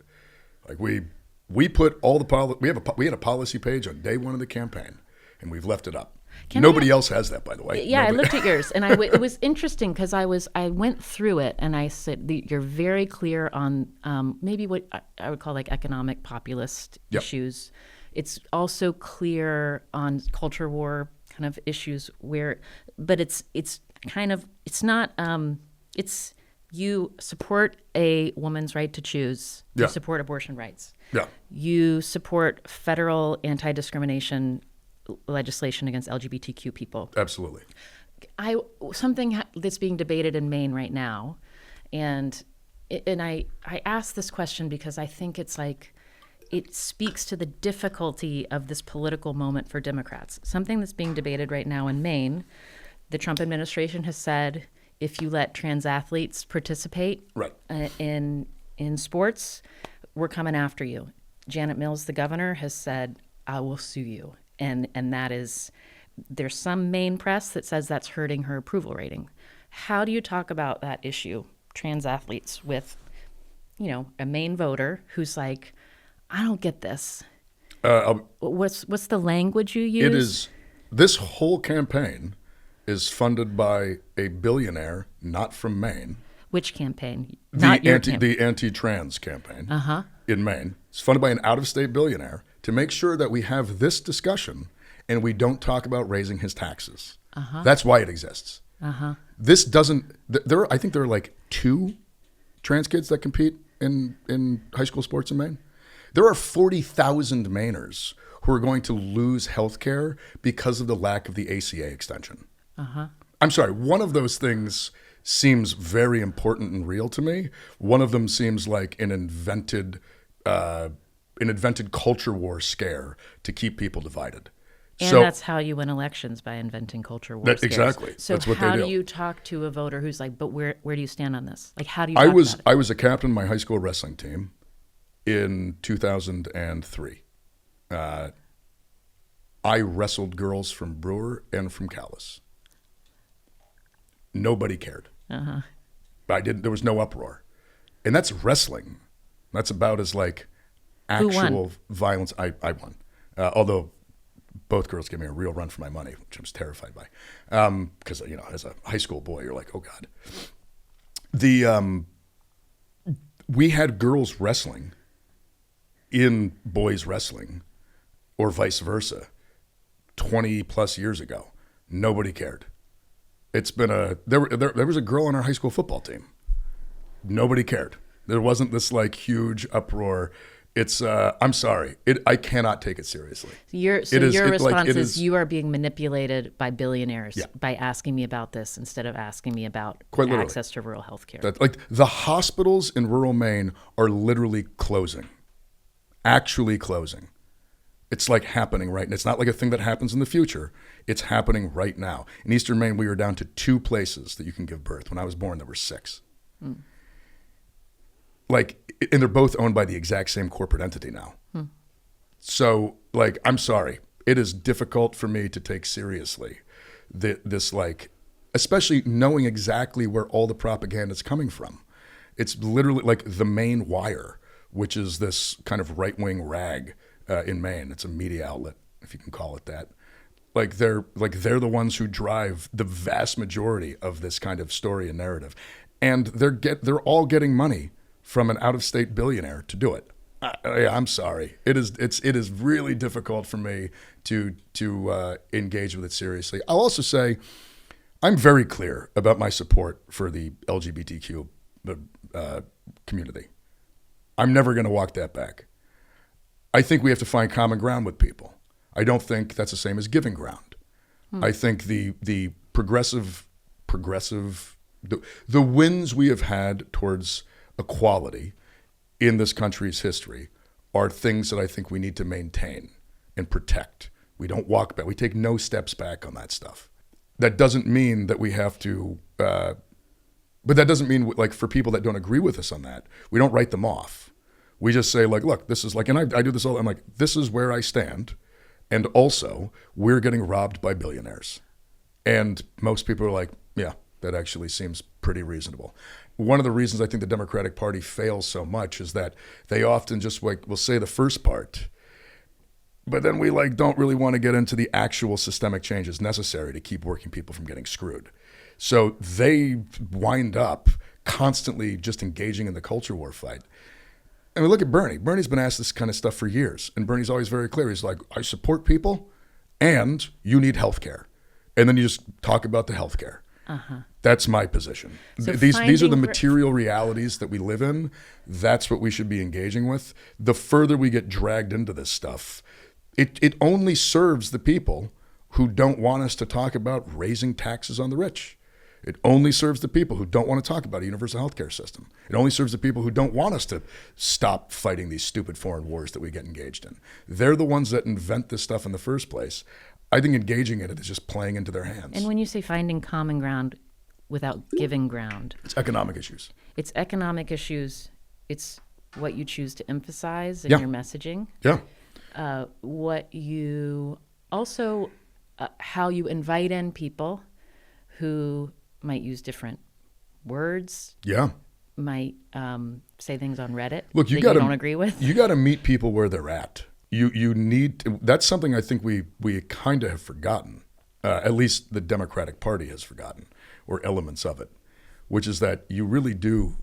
If we just immediately start a conversation with telling someone that they're a bigot and we hate them, where do you expect that conversation to go? Knowing full well that their material reality is the same as ours. Because when the hospital closes, it doesn't matter who you voted for, the hospital closed. If you can't afford the goods and services that you need because your wages have remained stagnant while the prices of those things have gone up over the decades, it doesn't matter if you're a Republican or a Democrat. That's the material reality that you live in. And you have more in common with your neighbor who has the same material reality, even if you disagree on some of these other culture war issues, or these culture war issues. That is where people, working people, have common ground. And I think that is where we need to be focused relentlessly on building connection over that stuff and just not alienating people. And it's hard. It's hard. And I know it's really hard for people who I'd say are more left than me, or people who are more progressive than me, where it's this idea that like, look, sometimes you got to be a little forgiving. People are propagandized. People are misinformed. People are fed a steady diet of things directing all of their resentment, all their aggrievement, all their hatred in directions to make sure that they don't direct them up at the people who are most responsible. If you know that to be true, which I feel like at this point it's fairly obvious that it's true, you need to be forgiving. You need to, if you believe in transformational politics, which I believe in, you need to believe in the ability of people to transform. But for them to transform, it means they're going to have to like start in one place and then move to another. And if we're engaging with people where they are in a negative manner, then we're never going to build that connection. We're never going to build that solidarity amongst each other as normal, regular, everyday Americans, because we all have everything in common with each other materially. We all need the same things, and we are being robbed by the same people in the same system, which is the oligarchy or the billionaire class or the Epstein class or however we want to call it these days. Epstein class, I think, is working pretty good. Speaking of evolving, letting people learn, one of the many Reddit comments that you've been asked to sort of respond to that you regret, one that I was kind of surprised by as somebody from a small town in Maine is that you talked about white rural people being ignorant and racist. Yeah, for the record, that was me arguing with somebody on the internet. Well, I know, but I never said that on the internet. I'm from West Virginia. I would never say that on the internet. My point is, in that, well, one, I was never going to run for Senate. I never thought anybody would read this stuff. I was just trying to bother the person I was arguing with. So tell me, I need know a little bit more. Like why? Oh, I don't know. I mean, I don't remember the exact. You don't. I mean, I made 1,800 comments over the space of 13 years. I do not remember the exact context of every single thing. Also, what nobody ever talks about is the vast majority of the rest of my internet comments are me defending rural white people, saying like, "Hey, we're not a bunch of ignorant hicks," but nobody talks about those. There's about 100 of those. There is one in which I say that some rural white people are racist. By the way, I don't think that's a very what's the word? That's not a controversial. You're saying you still agree some rural white people are racist. You're saying, is that there are we have actual Nazis in Maine. And when you what you said was some, that you're saying, so the point you're making is that you were making a comment about like, look, there's some rural white people. Yeah, and I was doing it in the most flippant way possible to bother the person I was arguing with. But again, nobody talks about the other comments. So it's always hard for me to engage with this pretty seriously. No, I get it, because it's like, oh, you said this 50 times, but we could read this one way this one time. Therefore, this must be the actual core of your, and it's kind of, it's a little ridiculous. Yeah. Well, I think the reason I ask is it surprised me given there's a consistency to your politics. In one lens, you said knuckleheaded things, you said dumb things that you regret. Very much so. But there's been a consistency to sort of like looking at how the ruling class or the authorities are sort of distracting us since you were a teenager, you know, and so I was surprised by that would be something you'd say on the internet to goad somebody. I do think there are some rural white people who are in fact racist. That is, I think that is true. And speaking of it's not most of them. And I know that because I'm a rural white guy who lives in a town full of rural white people, and I love it there and I love my neighbors. I wouldn't live there and I wouldn't have the life I live if I thought everybody around me was a bad person. That doesn't make any sense whatsoever. I chose to live there. I had the ability to choose to live there. It's hard. It's hard for me to kind of, take it all very seriously. Speaking of the billionaire class, we're speaking in San Francisco. Yeah. You are here meeting with people. You're here raising money. Your campaign has talked about all of the small donor contributions you've received. Yeah. You also, when you're in a major party primary, you need to talk to the donor class. It's insane. So what has it been like for you as somebody with a critique of capitalism in 2026 America? How are you making that pitch to the donor class that you're their guy? Truthfully, because there are a lot of people who have been very lucky in this system that I have found recently are very aware of how lucky they were. There are also a lot of people who frankly think that what we are doing right now is unsustainable and that we do in fact need a more equitable distribution of resources. That the track we are on right now cannot last for much longer. And I also think that there are a lot of folks who've been lucky in this system who are also morally in line with the idea that, yeah, we should extend more opportunity to more people, and that actually will likely be better for our economy writ large than allowing for the hoarding of wealth in one very small place where it really does almost nothing now. I mean, the whole financialized economy has very little to do with the real world. That's why when people talk about, oh, the Dow's up, I'm like, okay, well, that means nothing to me. I have no stocks and bonds. Really? No, of course not. Huh. I've never, I don't have any money. I've never had any money. I don't come from a world where trading stocks and bonds is like a usual thing. Most people don't. The vast majority of Americans do not have no. Well, some have retirement. But that's it. And their retirement is they're not like trading it. Right. Like that's a thing that they paid into. This idea that that world and the accrual of so much of our wealth and resources up into that world, that is negative for the whole economy, I think that's pretty compelling for a lot of folks, even people who've been very successful, people that own, and that's the thing, I'm not, I often get, I think amending the tax code to pull that wealth back and put it into the real world, I think a universal healthcare system that gives people a lot more opportunity to have a lot more freedom. I also think an improvement in the power of organized labor so people can advocate for themselves in their workplaces. All of these things, I think, build a significantly stronger and healthier economy.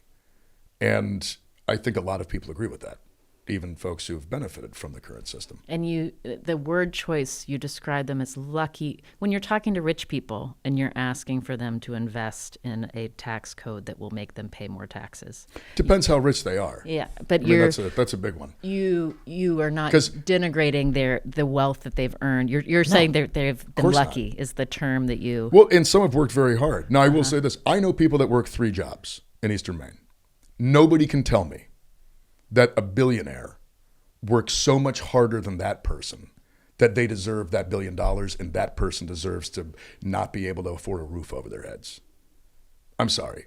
There is no amount, there's no amount of physical work a person could do between somebody working 65 plus hours a week just to exist with their family that someone else can do above that justifies them having $1 billion. That makes no sense to me. And I will die on that hill. I do think people can work very hard, make very good decisions, and make a fair amount of money in a way that is not exploitive of other people or is not merely because of their position in the larger system. I think that is true. There are people that start businesses and put a bunch of work into them and that are successful. There are people who make good investment choices and are successful. Those are all things that one does that I think you can do and should still be able to do. I don't think that anybody who has $1 billion or hundreds of billions of dollars is working harder than the people I know who work 3 or 4 jobs. So I'm not talking about going after somebody who had a successful business. I'm talking about going after the wealth that has been allowed to accrue in the billionaire. It's been allowed to accrue because we wrote policies to let it accrue there. I mean, we changed how we regulate financial banks. We made that decision. Beforehand, it wasn't accruing in that fashion. Afterwards, it did. We've made decisions on how the tax code works, making it as arcane and Byzantine as it is. So only those who can afford fancy attorneys can not pay taxes. Everybody else has to. Those are choices that we made, and that's why that wealth is accrued. Absolutely nobody has worked, in my opinion, hard enough to justify having hundreds of billions of dollars. That's a systemic outcome that they got because, frankly, people of their position influenced politicians to change policy to incentivize their wealth hoarding. That's the part I want to pull back. That has nothing to do with you starting a business and being very successful. These are two very separate things. I want to ask about your family. You got married last year. We got married 3 years ago. 3 years ago. Yeah. I have it. So you got married in 2023? 2020, yeah. You got married in 2023. You met your wife, Amy, in 2021? Yeah. Right? Yeah. Okay. And you've described that as like 2021 is when life got good. Life significantly started to improve. It's not been not on purpose. It just kind of like, I just started to feel really, what's the word? Settled. I had a sense of place. I mean, it took me a couple of years from 2018 on. I mean, even though I was feeling really good about the business and feeling really good, I mean, it takes you time to settle into a place. Yeah. So it was around 2021 where like I just started, like the angst just went away, like the disillusionment and the kind of this like sense of, I don't know, general anger like kind of just dissipated, and I began to like, and there was no like moment that it happened. I just realized that I was happy. Oh. And so you got married 3 years ago. She now works for your company. Yeah. With your company. You've talked about going abroad for fertility treatments. Yeah. So they're affordable. Yeah. Are you all still in the midst of that? Yeah. Like, what is that?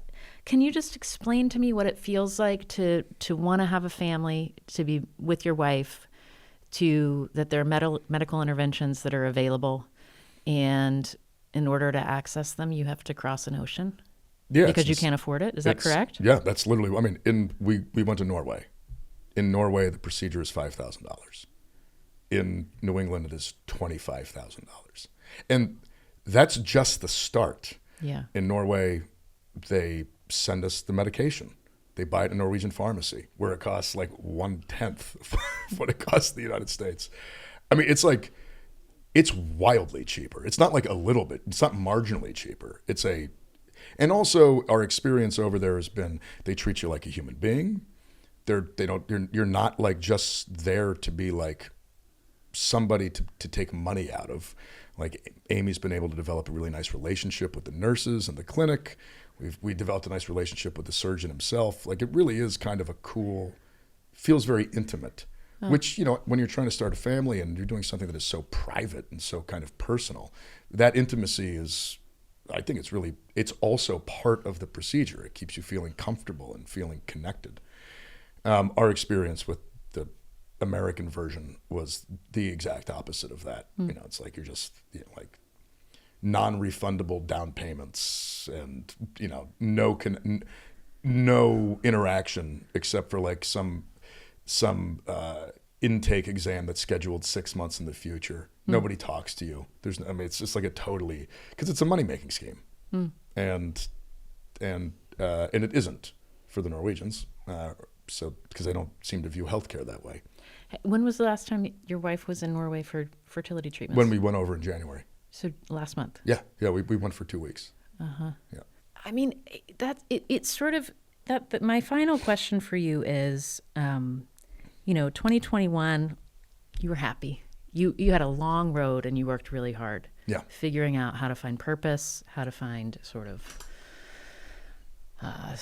groundedness, feeling like you were building something instead of tearing something down.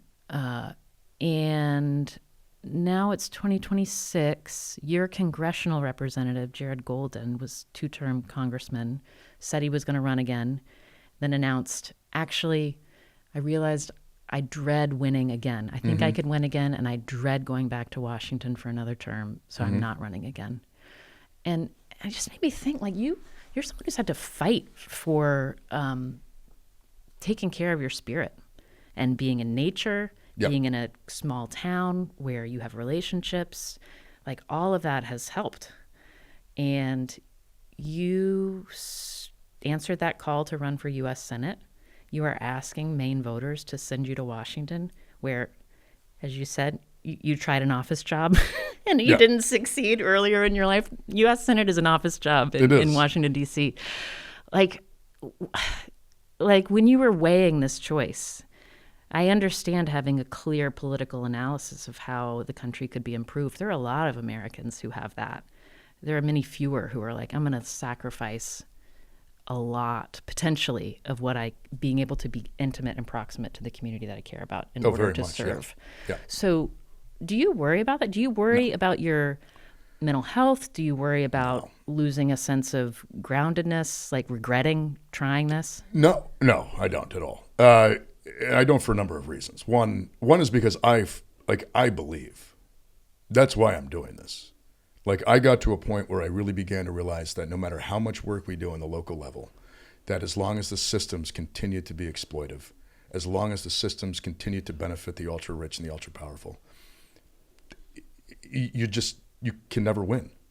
You'll be in this constant fight of just losing, and just trying to mitigate the losses. I don't believe that is I was okay with doing that until this opportunity arose. Because until you were asked. Until I was invited. Asked. Yeah. I mean, I never thought about running for U.S. Senate. I mean, I haven't lived a life where I would have thought about running for U.S. Senate. I do, however, think that the U.S. Senate is specifically a place of institutional power that we can do a lot for working people. In some ways, because it was built as an elite institution to offset. The stopgap. That's right. It imbued it with an immense amount of power. Because we, at least now, directly elect senators. We changed that law, early 1900s. And because we do have, in some ways, a small d, democratized element of our political system that I think Bernie really built and showed could work. There is a way for us to get some power in this place of institutional power that was actually built specifically to keep us out. And because there's so much power there, you just get more bang for your buck.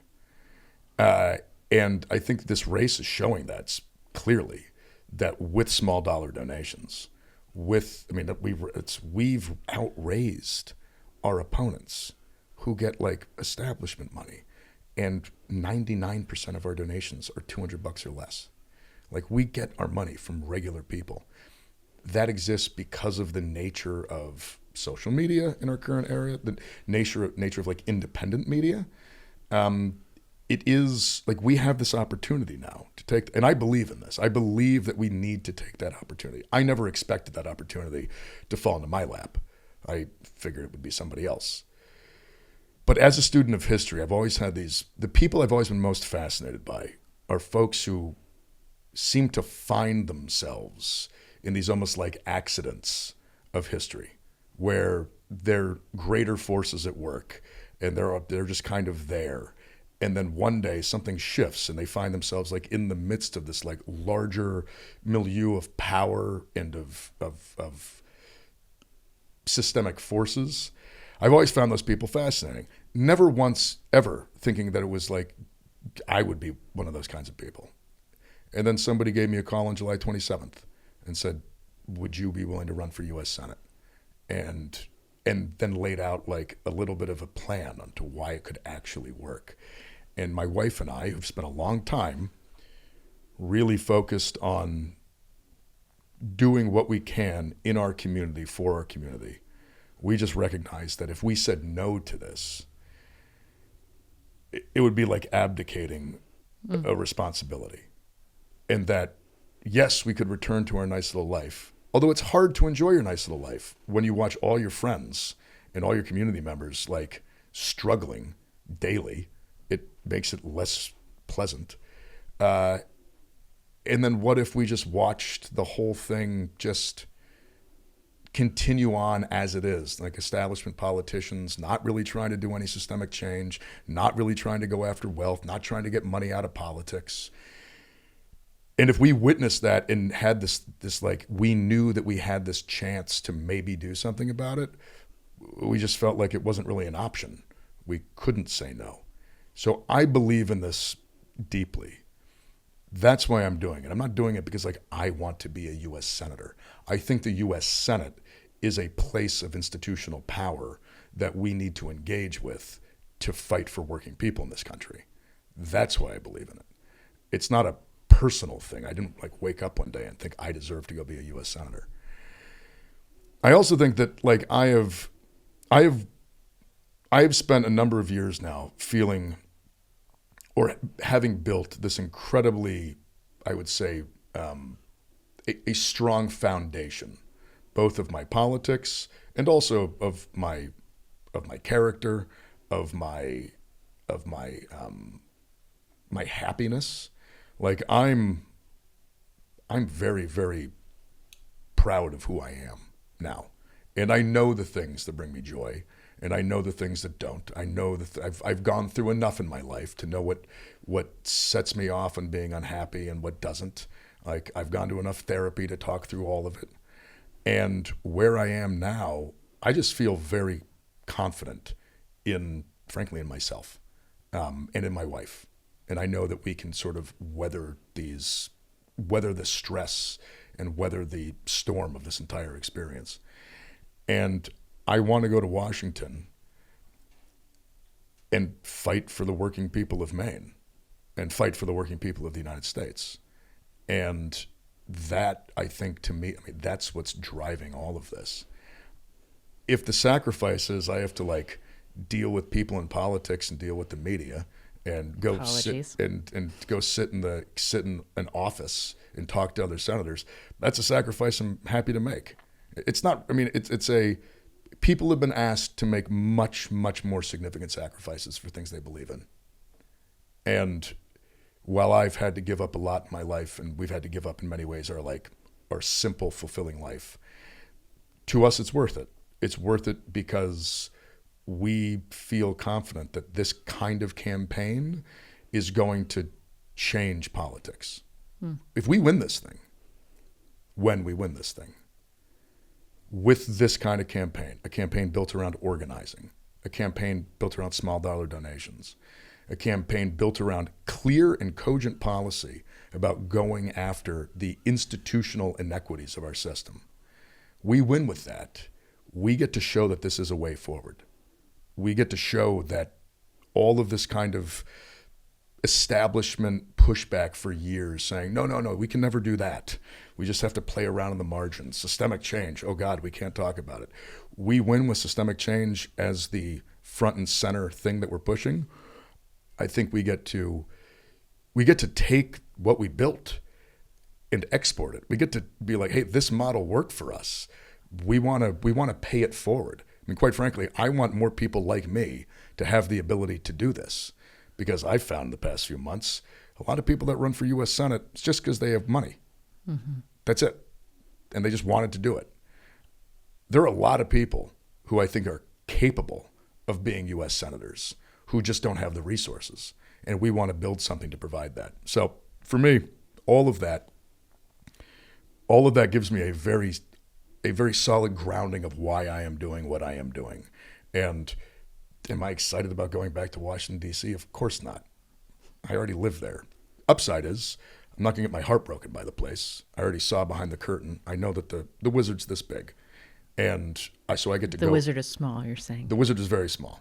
The wizard is a short man. You've already, Mr. Platner's gone to Washington, had his heart broken, and so going back, you're going clear-eyed. There is this unique thing where like I have this unique experience of having essentially been as close to Capitol Hill as one can be without actually being on Capitol Hill. Yeah, Mr. Smith got his heart broken. That already happened to me. I get to go down there with no rose-colored glasses. And I think that actually is going to serve us in very good stead, because there is no idealism to lose. I'm going down there with, I would say, a dogged pragmatism of how to use power and how to operate within this system to actually get the wins we need for working folks. Those are all my questions. We have the same birthday. September 1st? You and me. It's a great birthday. Zendaya, Lily Tomlin. Wait, really? Yeah. Oh, I was always happy because they found the Titanic on Oh. September 1st, 1985. Robert Ballard found the Your Titanic. first birthday? Yep. my first Oh, I birthday. didn't know Yep. that. That was always, as a weird little nerdy kid being really into history, I was really into the Titanic for a while there. That was always a big thing for me. Thank you. Thank you. I I really took a lot of appreciate your it. time. No, it's all good. Yeah.